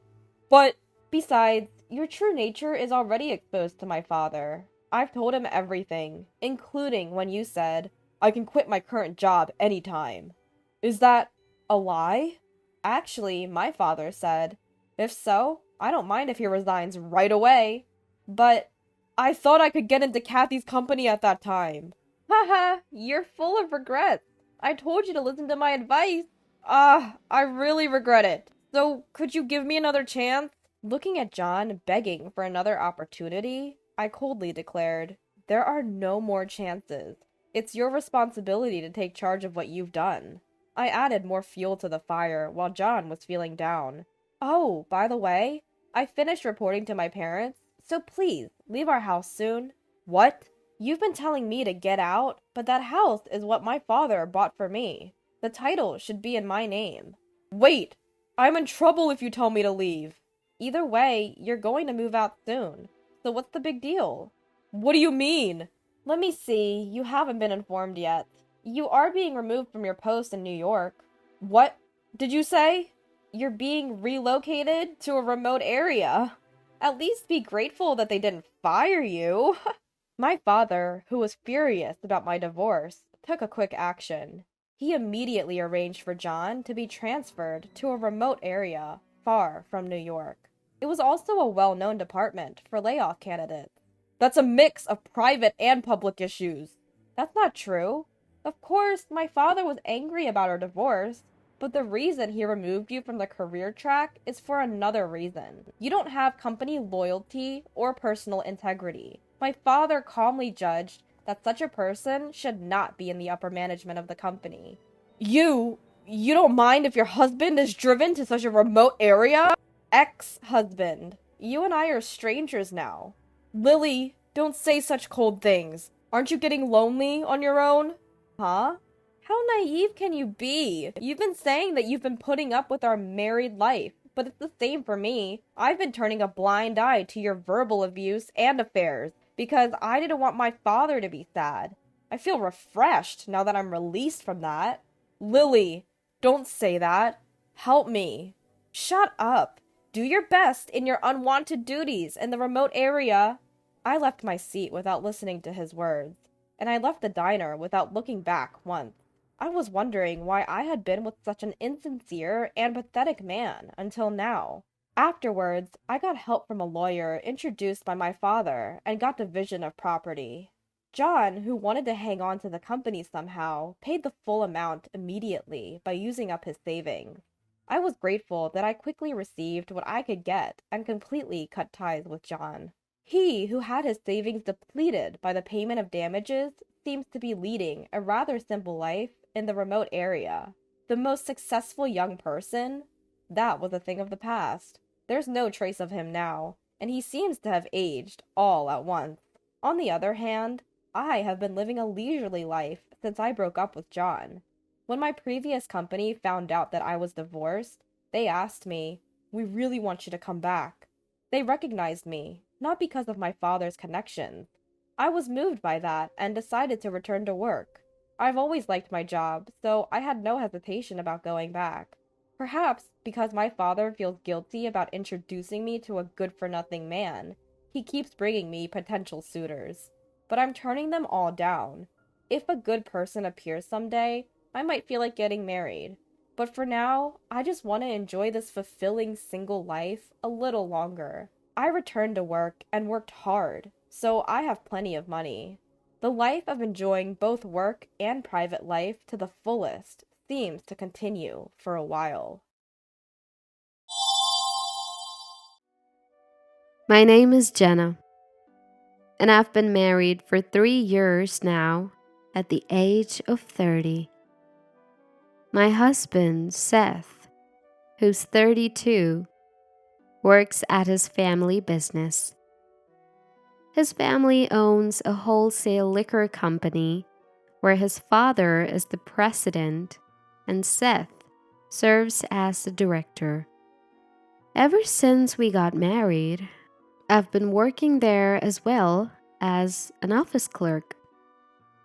My mother-in-law has never involved herself with the family business, having been a stay-at-home mom for the longest time. And when I say stay at home, she used to employ a housekeeper, so she never really had to lift a finger. When I married into the family and started living with my in-laws, they let the housekeeper go. Why would we need a housekeeper when we've got a daughter-in-law? My mother-in-law remarked, and both my father-in-law and husband seemed to agree with her. It seems my father-in-law, who has taken into his wife's family, has never been able to stand up to his wife. Growing up, Seth saw his father always obeying his mother's commands. It's as if he believes that obeying every word is the natural order of things. Even when we visited for the first time before we got married, it was evident that she was the one who ruled the house. Since becoming a part of this family, I've been burdened with both housework and office work. The alcohol wholesale business has been in a tight spot lately, and we can't afford to hire more staff, so I've been lending a hand. They had to let the housekeeper go because the money to pay her was running out. Nevertheless, this company, which has been around since my husband's grandfather's time, manages to keep going thanks to long-standing business relationships. The grandfather founded the company in his lifetime and expanded it to its current scale.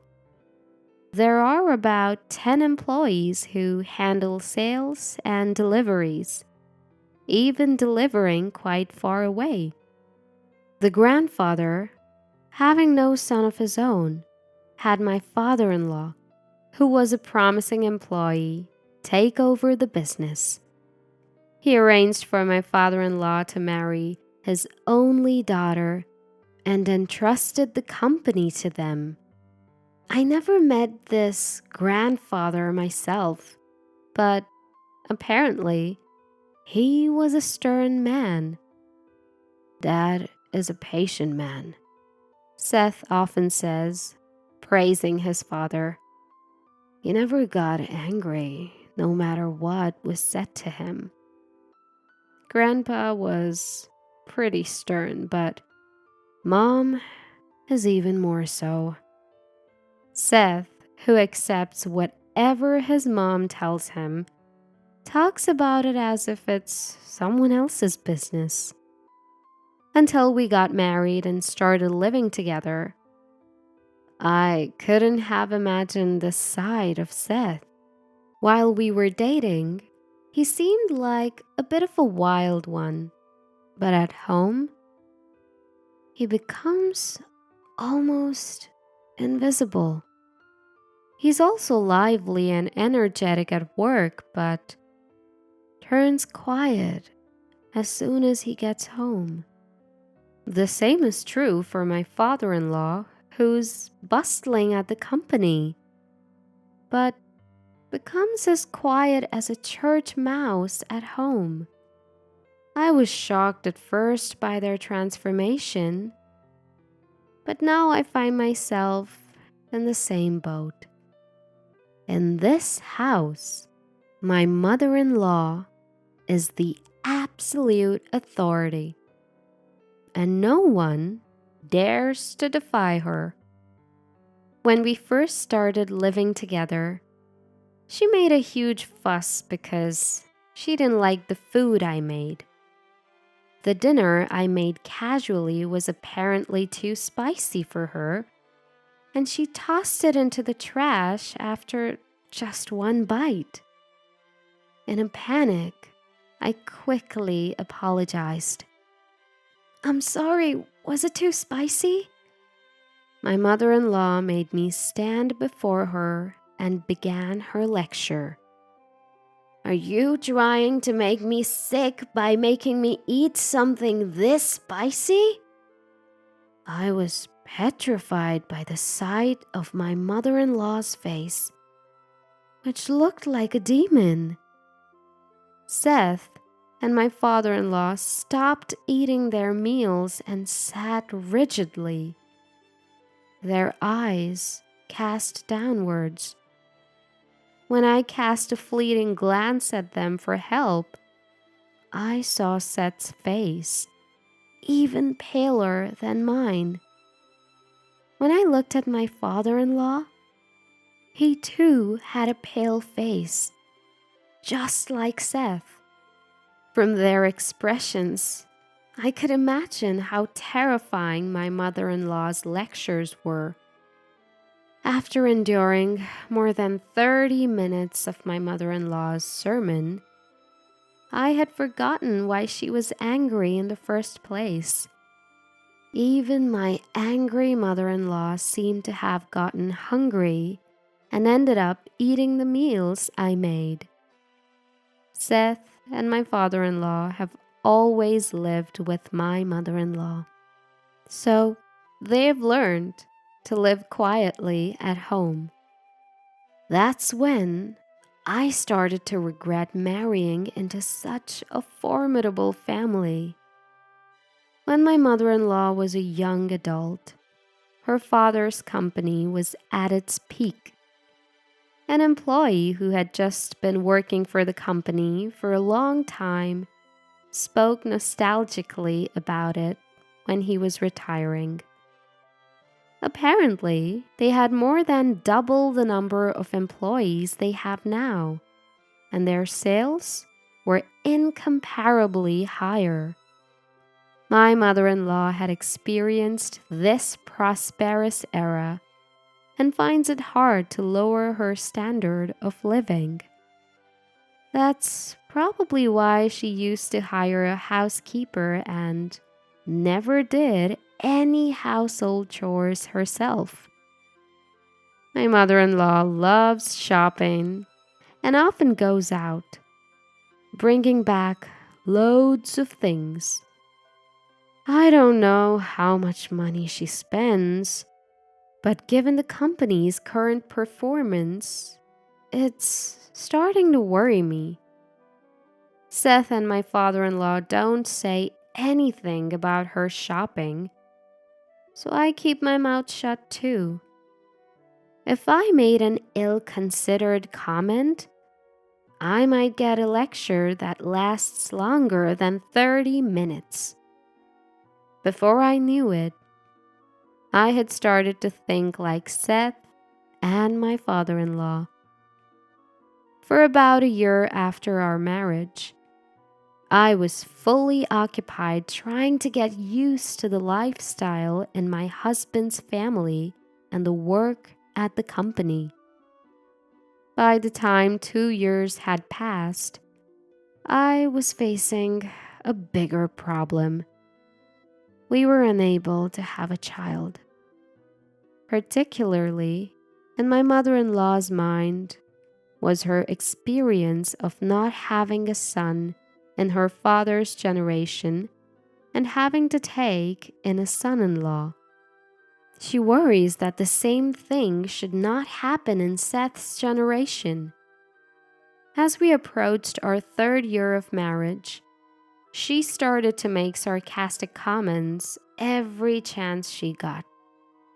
When are you going to give us an heir? You didn't marry into this family to be an office clerk. Even the sight of a baby on TV would set her off. There are so many babies in the world. Why don't we have one here? She'd glare at me. Seth and my father-in-law would disappear whenever this topic started. Hearing this day after day, I began to feel there was no place for me in this family. I wished Seth would help. But no matter how many times I confided in him, he'd say, "Don't worry about it, just let it go." As if he didn't want to be involved. At the same time, the company's situation was deteriorating. My father-in-law's company, with its old-fashioned business style, was unable to get work from trendy eateries and the like. My mother-in-law seemed to sense this, even though Seth and my father-in-law didn't talk about it with her. Still, she couldn't stop her favorite activity, shopping, and brought home all sorts of things. Whether she was angry at herself, I don't know, but she'd come home from shopping in a bad mood. Then her anger would be directed at me. It's Jenna's fault for not producing an heir. That's why I end up buying unnecessary things. My mother-in-law, who blamed me for incomprehensible reasons, seemed to pin all the blame on me. Perhaps because of her daily grumbles, my health started to fail. I asked Seth and my father-in-law to let me take a break from work and got tested at the hospital. Seth seemed hopeful that I might be pregnant, but it was due to stress. It would be best to rest a little in a relaxing environment. But there was no relaxing environment for me at present, nor could I afford to rest. Knowing it was impossible, I explained the situation to Seth and my in-laws when I got home. The doctor said it would be better if I could rest a little, but it's okay. Surprisingly, my mother-in-law said, "You should go back to your parents' house and rest for a while." She even told my father-in-law, "We can manage, right? It seems like we're not so busy right now." It seemed like she was urging them to let me take a break from work. My father-in-law, surprised by my mother-in-law's words, replied, "We can cover for you. It's okay." With a relieved look on his face. I was shocked by my mother-in-law's unexpected words. At this time, I thought she might actually be a kind person. But that was a big mistake. She was just a person with a bad temper after all. The next day, I went back to my parents' house right away to rest. When I told them on the phone that I was coming back, they seemed very worried.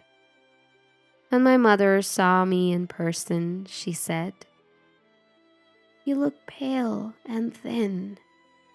Haven't you lost weight?" she asked with a voice on the verge of tears. "First, take some rest and recover." My father also welcomed me. He seemed to understand everything from my expression.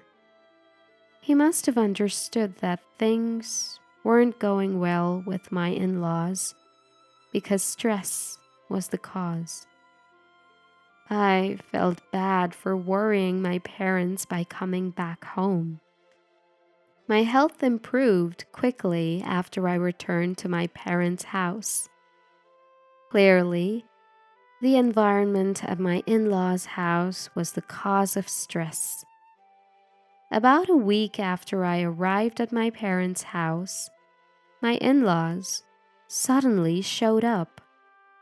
I could understand if my husband Seth showed up, but I never thought my in-laws would come to my parents' house.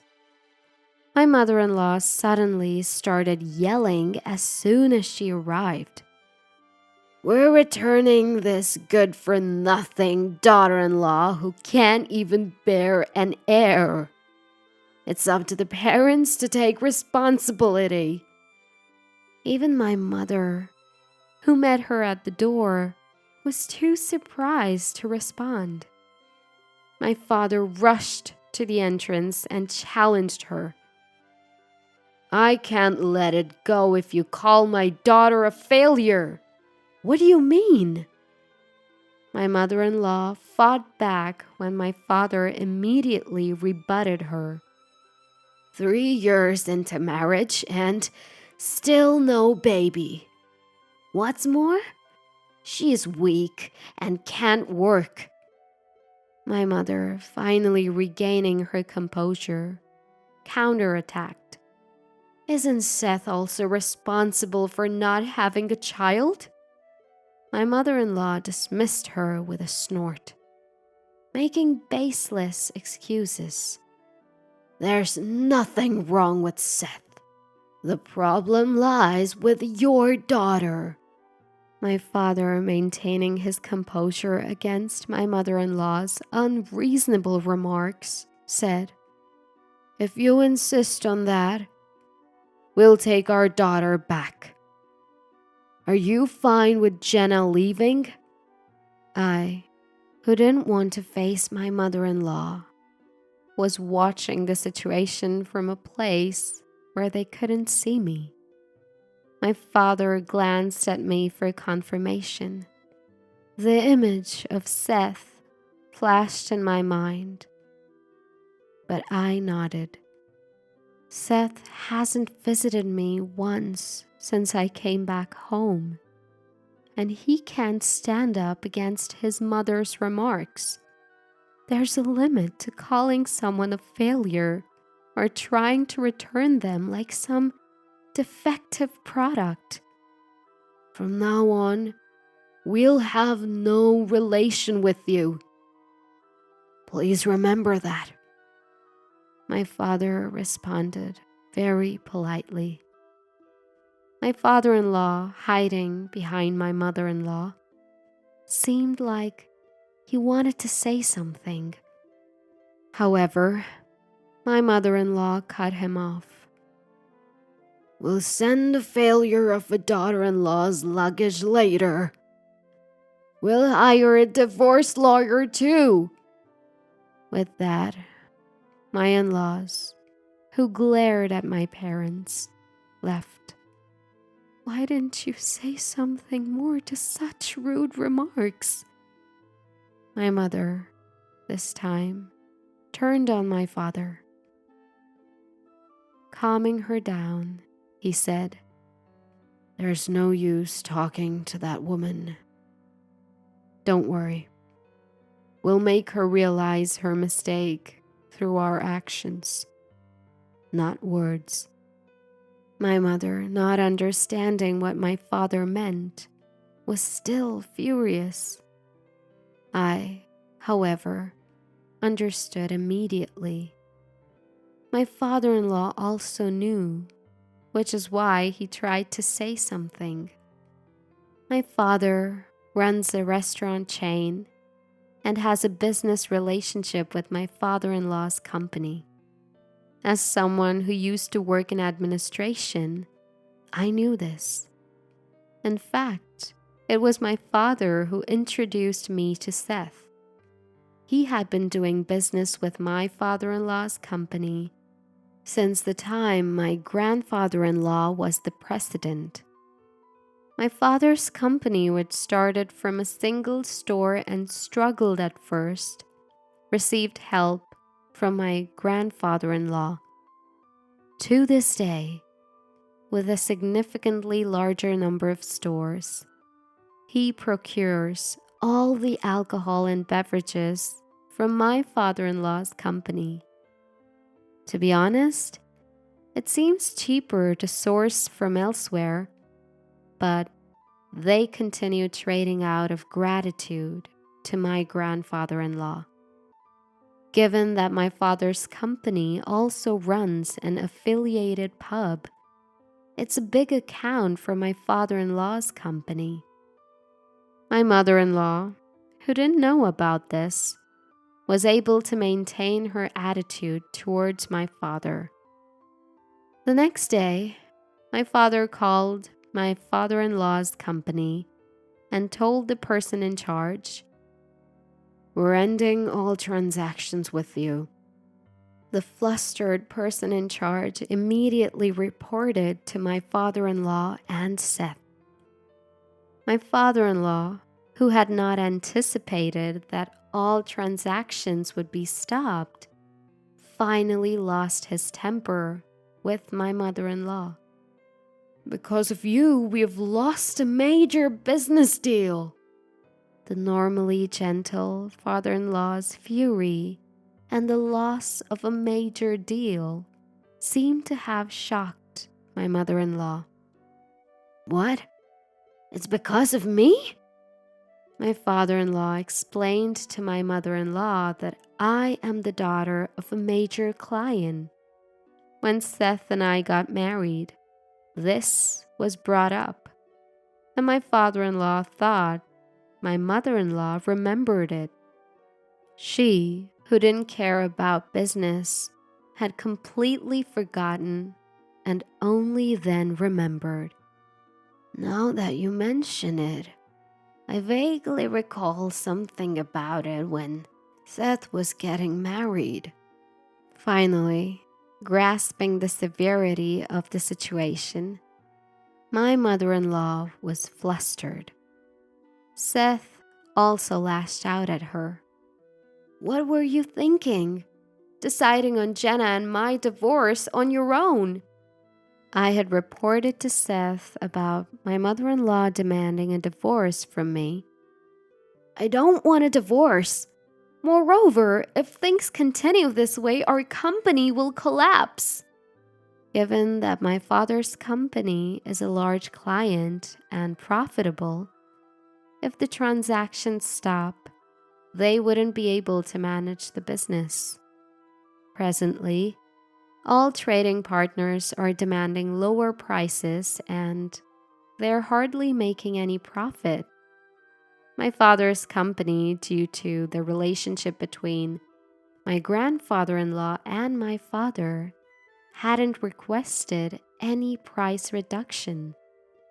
Such a relationship of trust seemed to be the only reason why my father introduced Seth to me.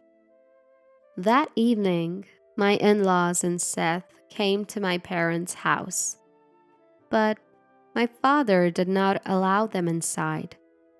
At the door, my father asked, "After all the disrespect, what brings you here today?" His anger was evident, as my father-in-law apologized from the bottom of his heart and pleaded, "We are sorry for our behavior yesterday. Could we ask you to reconsider our trade relationship?" Despite his plea, my father didn't seem to lend an ear. "We were trading out of respect for the former president. But let's end it now," my father said. And my father-in-law apologized over and over again. Then Turning to Seth and my mother-in-law, he said, "You two should apologize as well." Prompted by my father-in-law, both seemed unwilling. Moreover, my mother-in-law stated, "Why do we have to go this far? Let's just give up and find another trading partner," expressing her refusal to prostrate. Seth also followed suit. "There's no need for us to apologize, as Mom said." They wouldn't listen to my father-in-law. Seeing Seth's attitude, my father became even angrier. "Seth, I am disappointed in you. Why didn't you defend my daughter?"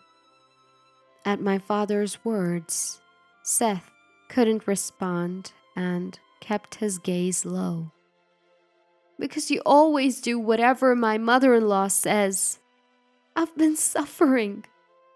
Without thinking, I rushed to the entrance and finally voiced my feelings towards Seth. Seth tried to speak, but watching my mother-in-law's facial expression, he couldn't say anything. Seeing him like this, I decided that divorce was the only option. Until now, I thought we might be able to mend things, but even that tiny hope vanished completely. "I'll pick up my belongings later," I told Seth clearly. My mother-in-law didn't seem to like this attitude of mine and started making a fuss. "Yes, that's right. Seth needs to get a divorce from you quickly and find a new bride." My mother-in-law, who had come to apologize, started to badmouth me again. "This time we'll get a bride who isn't a failure and can give us a successor." With that, she loudly walked out of our house alone. Seth immediately followed her. My father-in-law, who was left behind, was urged by my father to stop apologizing. "I've made my decision. I'm going to close the company and leave the house." Surprising both my father and me. "Is your business situation that bad?" my father asked, and my father-in-law responded with a bitter smile. "I've been considering closing down the company for a few years now, due to continued losses. While I knew their situation was tough, I didn't think it was that serious. I worked hard to leave the company to my son, but it was all in vain with him behaving like this," hunching his back as he left. The next day, when I went to pick up my stuff from my in-laws' house, nobody was there. As I was moving my belongings and about to show up at the company, I found a great uproar. Creditors who heard rumors of the bankruptcy were swarming, and my father-in-law and Seth were handling them. I left without greeting anyone. A few days later, my father-in-law's company declared bankruptcy. My mother-in-law, who had a large amount of debt, filed for personal bankruptcy and ran away with Seth. It seems Seth intends to follow his mother wherever she goes. My father-in-law is looking for re-employment for the remaining employees. I wish Seth could have thought about the employees until the end like his father did. Back home for a rest. I became well again. I never thought I would get a divorce during my convalescence. Seeing me depressed after the divorce, a friend who was worried about me introduced me to a man. This man, who has firm beliefs, captivated me.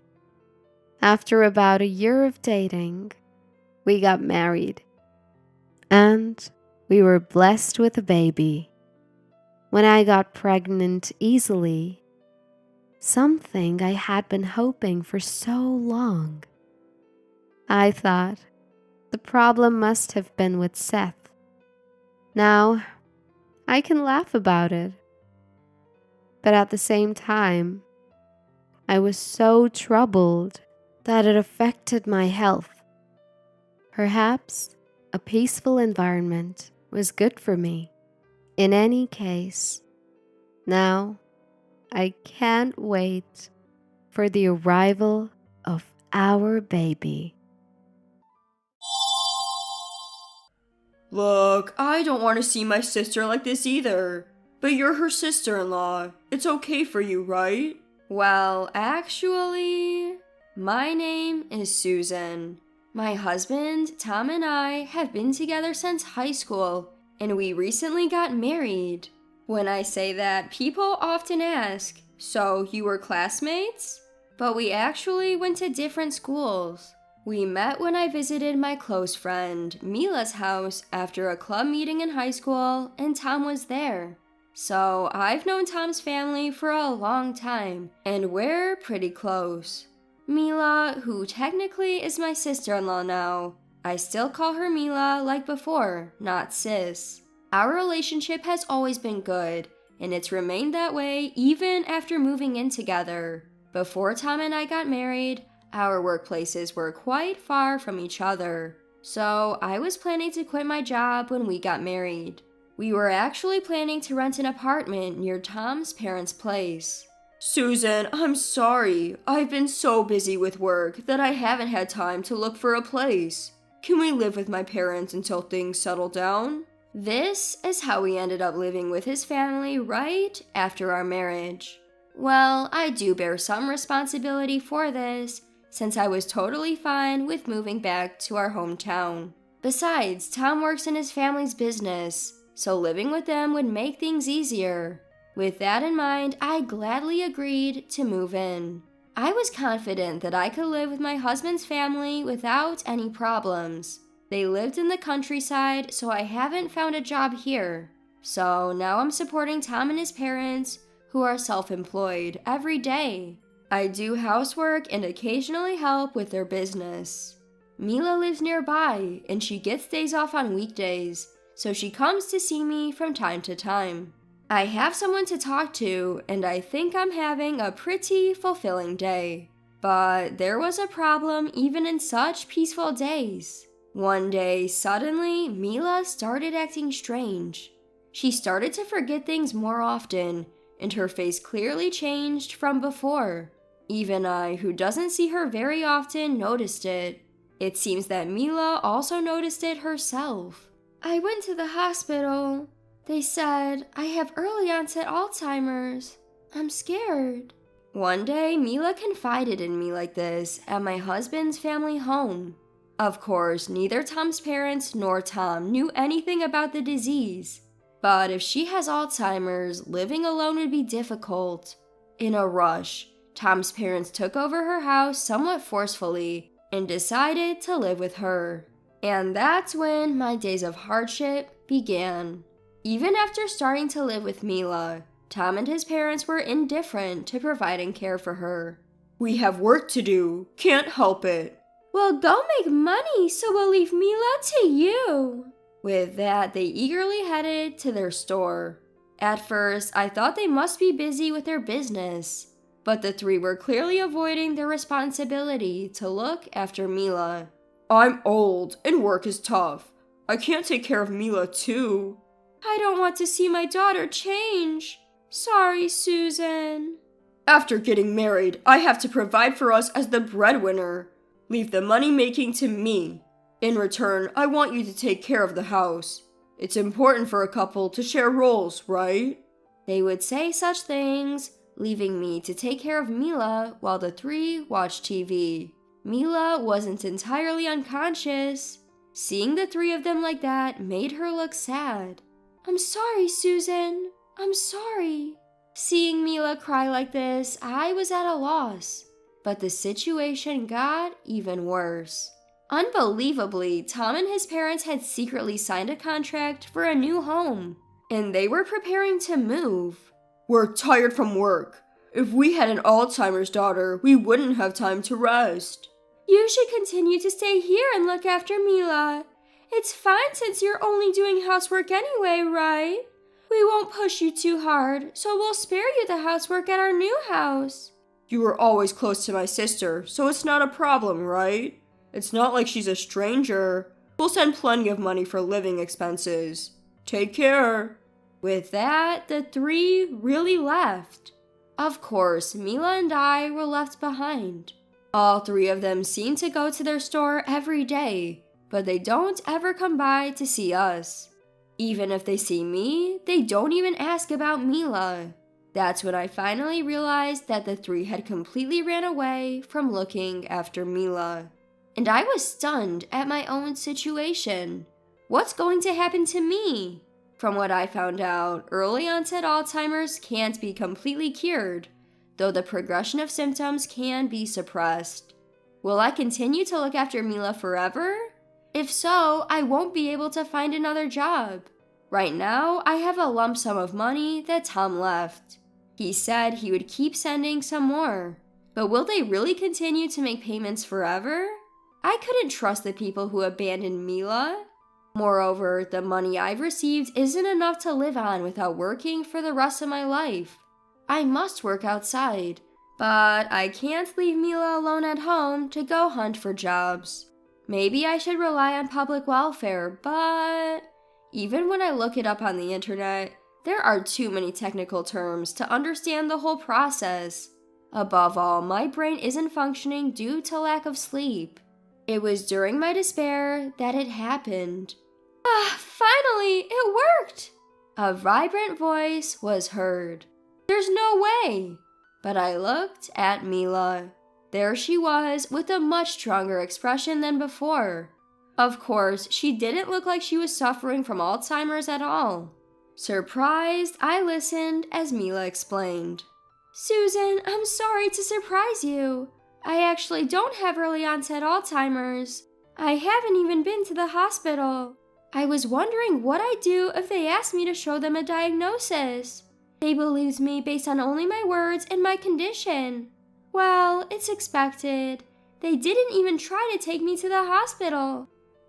Mila, why would you lie like that? Actually, Tom said something outrageous before you guys got married. He said, I'm going to force my wife to live with us, so you guys can use her however you want. And both my father and mother agreed to this. That's when I knew things were not right. According to Mila, it wasn't that Tom was too busy to look for an apartment. He simply didn't bother because he wanted to force me to move into his parents' home. In the meantime, it seemed he had been secretly discussing how to make his wife work like a maid with his parents. At first, I thought he was just trying to be a big guy in front of our parents, since he was about to get married. But I was wrong. He never really looked for a new place, and even after you guys got married, he clearly became a misogynistic husband. He was saying terrible things behind your back. So, while it wasn't my place to interfere, I couldn't stand seeing my dear sister-in-law being treated like this. That's why I decided to expose their true colors. Mila talked to her friends about this, and she decided to pretend to have early onset Alzheimer's. Normally, her parents would step in to provide care, but that wasn't the case. Just as Mila predicted, they pushed all the care onto me, and they ran away from home, leaving only some money behind. When she told me all this, I finally understood. I thought I wouldn't have to worry because I was living in a house I've known since childhood. I convinced myself I was happy because I didn't have any severe mother-in-law and daughter-in-law problems. But it was different. From the time I got married until I had this conversation with Mila, I was never truly happy. I couldn't be alone with Tom, and I was constantly busy with housework. Even when I was doing housework late into the night, no one said anything. Oh, you're not done yet? That's tough. Good night. You're really inefficient. Are you sure you'll be okay like this? I was told things like this, but since there was no clear verbal abuse, I didn't realize I was unhappy. Susan, you always put yourself last. But I figured they'd run away right away. Plus, they run their own business, so they care about their reputation. So I thought they would leave some money behind. That way, I thought I could give you some freedom. At those words, I remembered. Indeed, Mila had been pretending to act strange. To a stranger, she might look sick, but she only forgot things and didn't burden me with personal care like toilet or bath assistance. That must have been because she was considerate of me. Mila's actions gave me courage. There's someone who cares about me so much. Now, I wanted to repay her for looking out for me. After that, I started preparing to move and looked for jobs without telling Tom and his parents. Mila continued to pretend to be ill only when the three of them came, but she secretly helped me with all my moving preparations wholeheartedly. Originally, the three of them never came to see how Mila was doing at home, so both moving preparations and job hunting went smoothly. Then, 1 month after learning the truth, I found a good place to move to and a new job. Then we decided to tell the three of them everything when they came to work at their store, which was right by our place. Actually, I was planning to sneak out, but... I was thinking of leaving quietly. You're too soft, Susan. We have to make them regret all that they did to you. These were Mila's words that made me determined to tell them. Of course, the three who found out the truth were furious. What are you thinking, sis? How I treat my wife is none of your business. That's right. A wife is supposed to serve her husband's family by doing household chores. I've done the same. I never thought you were such a terrible daughter, but I no longer consider you my daughter. I don't recognize Susan as our daughter-in-law either. Return all the living expenses you took from us, and don't ever come back to this house. That's right. How can I stay married to someone like you? Divorce me and get out. Oh, and of course, return the money. That's right. Money is important. Please give it back. The three of them all told me to return the money, but Mila took out a piece of paper. Do you remember this? This is the note you left when you dumped me on Susan and left. That is... Written on it was, we're giving you this money as living expenses, so please take care of our daughter. Out of habit as entrepreneurs, all three of them left their signatures and personal seals on the note. With this, they can't say that I took their money on my own. I wonder what would happen if I take this and leave. I'm not sure this is legally binding, but I think it's worse for you guys if the neighborhood finds out. Running away after dumping your sick daughter on your daughter-in-law as entrepreneurs? What would people say about you guys? You're so wicked! That's right. You're cheating, sis. The three of them complained, but seemed unable to say anything more. After all, the three of them had indeed dumped their sick daughter and their daughter-in-law and fled to a new home. They had left me with more than enough money for my living expenses, but their reputation will be tarnished. Then I filled out the divorce papers that Mila had prepared for me and Tom. And then we went to the city hall to submit them together with the 5 of us.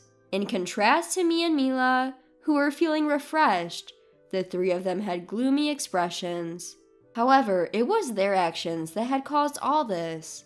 I had no room for sympathy. Hey, Susan, can't we start over? If you don't like living together, I can look for an apartment somewhere. If you don't want to be near my parents, I can change jobs. So, please don't abandon me. What are you talking about?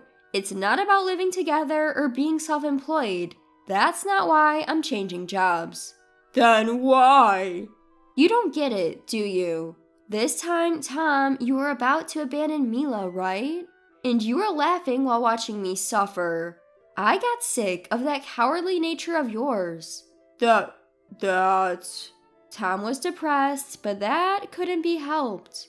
Rather, I was appalled that Tom didn't understand the reason for my anger until I told him. Why did I live with people like this? To be honest, I was full of regret. But anyway, Mila and I managed to move out of my in-laws' house. Moreover, unbeknownst to me, it seemed that Mila had been laying some groundwork in our neighborhood. Actually, I've been ill recently. Yet my family abandoned me, leaving Tom's wife to care for me. Despite that, she took great care of me. Huh? Is that so? I had indeed noticed something off recently. Are you okay now? Yes, it's all thanks to her. But after this, I've had enough of my family. So I decided to run away with her. I'd be scared if they abandoned me when I fall ill again. Well, yeah, I think that's a good decision. Can't trust a family that won't help in tough times. So, you two are leaving together? Both of you take care. Yes, thank you. But really, who would have thought they were such people? You can't judge a book by its cover, huh? Kinda hard to trust. Mila's groundwork had an enormous impact. After all, she was seen being pushed around the neighborhood in a wheelchair by me. The 3 members of my in-laws' family didn't even offer to push her in her wheelchair. Besides, the neighborhood had noticed them visiting the store every morning and evening. It had started some gossip about what was really going on. That's why they believed Mila's words. The rumor spread rapidly once we left. Now they seem to be living in a state of ostracism. Mila, what have you done? Come back and explain properly. Yes, we can't run the business. What are you going to do about it? Sis, this is too much. Help us, and try to convince Susan to reconcile while you're at it. Such texts came in on Mila's phone almost daily. Of course, nobody would shop at a business that was being ostracized.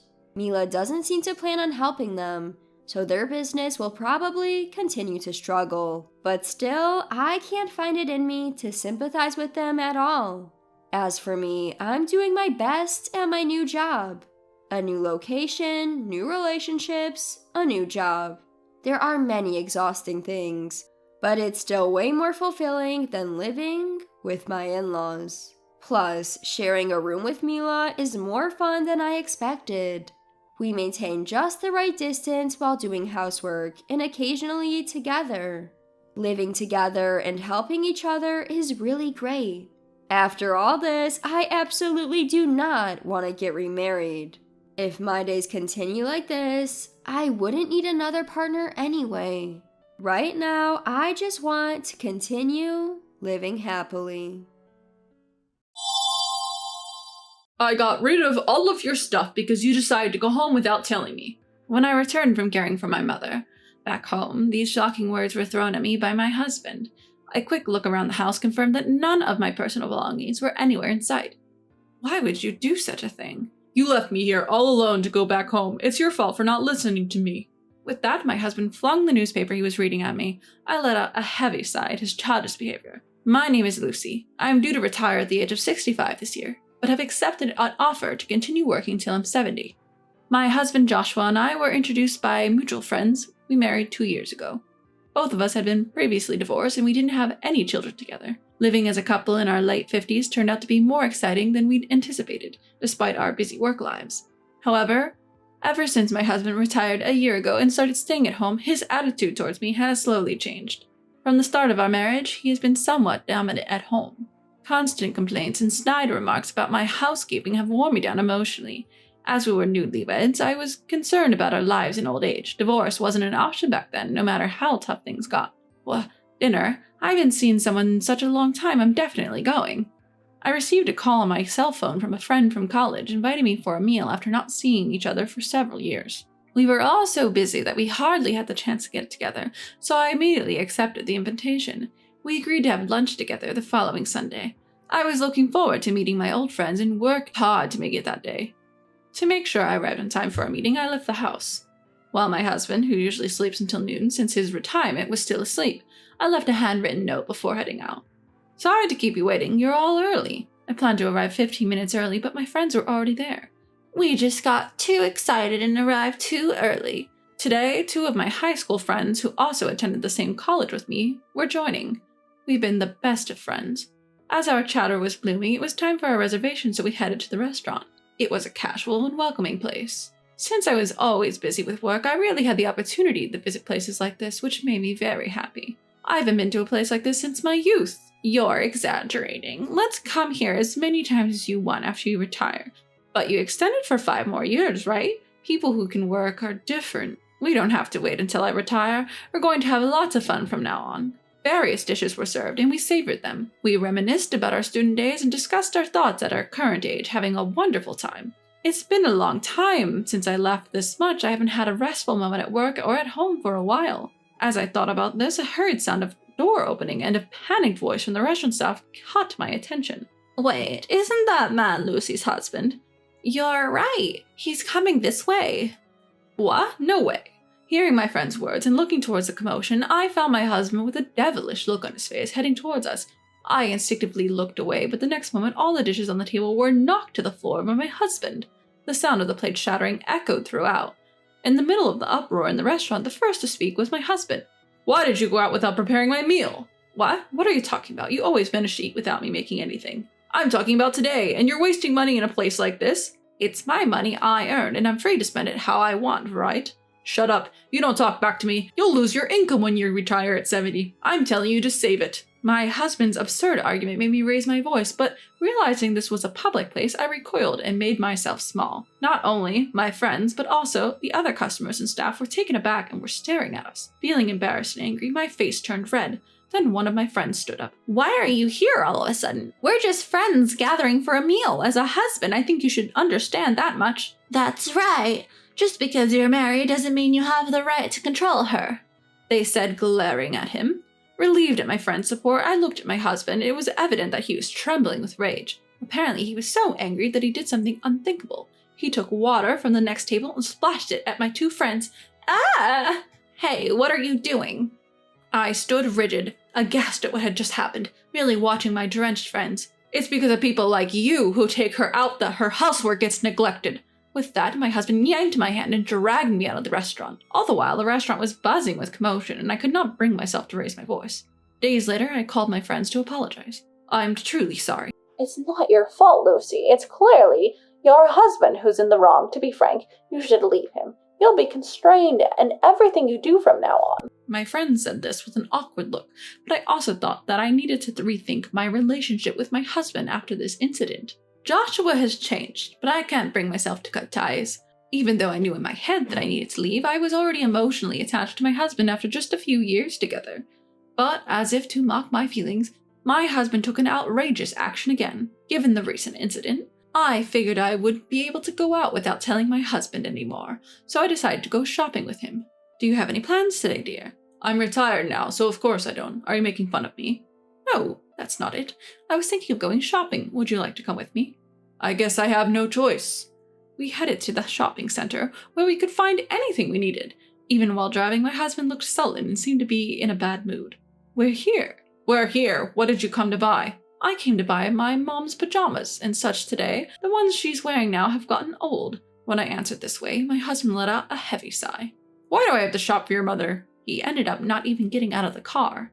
I had no choice but to shop alone. When I quickly returned to the parking lot, not only the car, but also my husband was gone. Thinking it was strange, I called my husband multiple times, but he didn't answer. Could it be he went home first? I searched around for a while, but I couldn't find my husband in the end. Since I didn't have money for a taxi fare, I ended up walking home. It was a 1-hour walk carrying bags. Being nearly 60 years old and lacking in regular exercise, I had to take several breaks and eventually arrived home in 2 hours. When I got home, my husband was laughing heartily while watching TV and drinking beer. When he noticed my return, he looked at the exhausted me and laughed again as if mocking me. How many hours did it take you to get back? That's because you left me there. Why would you go home all of a sudden? Your shopping isn't my concern. Now hurry up and make dinner. He said, then he leaned back on the sofa and turned his attention back to the television. I'm not done talking. Even when I shouted at him, he ignored me. Being repeatedly subjected to my husband's selfishness, my frustration reached a boiling point. At this time, when I was feeling mentally drained, I received a call from my mother's home care nurse informing me that my mother had fractured a bone. My 87-year-old mother had been living alone since my father passed away, and usually as a helper to assist with daily life. Apparently, she had accidentally tripped over the entrance's step, and I was told she would need constant care for a while. You see, my mom fractured a bone and needs care. I'm going. Hey, wait, what about my dinner? And besides, she should be fine on her own with just a fracture. What are you saying? My mother is elderly. If we leave her as she is, she won't be able to walk or eat on her own. As I argued back against my husband's selfish remarks and prepared to go to my parents' home, he said something unbelievable. If we leave her alone, won't someone from the other side come to pick her up? Then we wouldn't have to deal with her anymore, right? He smirked as if enjoying my reaction. You're despicable. Ignoring him, I stormed out of the house. I could hear unbearable insults being thrown at me from behind, but they no longer reached my ears. I had been holding back, but after hearing him talk about my mother in such a way, something inside me exploded. At that moment, I decided to take revenge. For a week, I stayed at my parents' home to take care of my mother. As expected, my phone wouldn't stop ringing with calls from my husband, but I ignored them all. While concentrating on my mother's care, I couldn't help worrying about my future life. I could continue working until I'm 70, so I could work for another 5 years. However, I was prepared to quit my job for my mother. Knowing that just thinking won't help, I decided to return home once to discuss the future with my husband.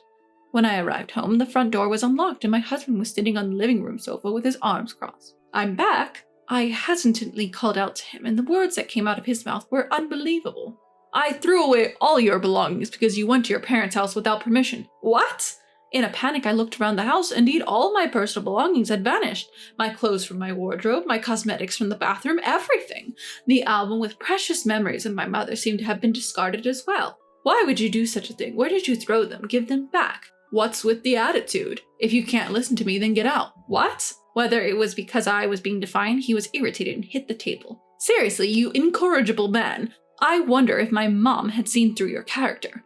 Having lost the energy to even get angry, I sighed heavily and looked down at my seated husband. Our marriage certificate. Huh? What are you talking about? Our marriage certificate. My husband, who hadn't expected to hear that, widened his eyes in surprise. We didn't submit it, right? Us? In fact, my mother was strongly opposed to my marriage to him. Looking back, I wondered if she had sensed something about my husband back then. She adamantly refused to permit our marriage.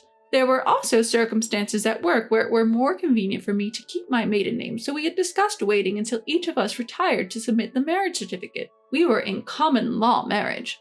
So we're not legally husband and wife? That's right. We even had separate insurance cards.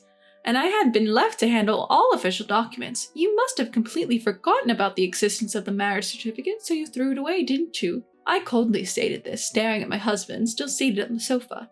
Since we haven't submitted the marriage certificate, we're not legally a couple. Plus, I built this house before we got married. Wait, you can't be serious. Indeed, I am serious. The one who needs to leave is you, Joshua. I can't live with someone as horrible as you. Wait, hold on. You've changed since you retired, Joshua. If it was just the nasty things you did to me, I could still forgive you, but it's unacceptable for you to badmouth my friends and mother. Wait, I was just jealous. You can still work while I can't. And you even said that you can work for another 5 years with re-employment. I was planning to work in the same department even after my retirement. But the company told me to move to an insignificant department. I couldn't swallow my pride. When I refused, they simply cut me off at the age of 65. As he said this, he hung his head and glanced sideways at me. He probably expected me to gently encourage him, as I used to do in such times. But none of that matters now. I went to the kitchen to get a garbage bag, and just as my husband had done with my belongings, I began to throw his things into it, one after another. I delivered the final blow to my husband, who was stunned by the scene. You seem to be relying on my income and savings after your retirement, but since we're not a couple, I want you to leave this house. You'll have to get by on your own from now on. Wait, I apologize for everything, so please don't kick me out. It's too late for regrets now. Goodbye. And so I managed to take my revenge on my husband and became free. After that, my husband lost his place to live, and as he was wasteful with money, his savings are almost zero, so he's living a very poor life. Of course, he can't make a living on pension alone, and given his high pride, even finding re-employment seems hopeless. He's said to be eking out a living with daily part-time jobs. He's been disliked by his relatives for a long time, so there's no one to help him. This is truly reaping what you sow.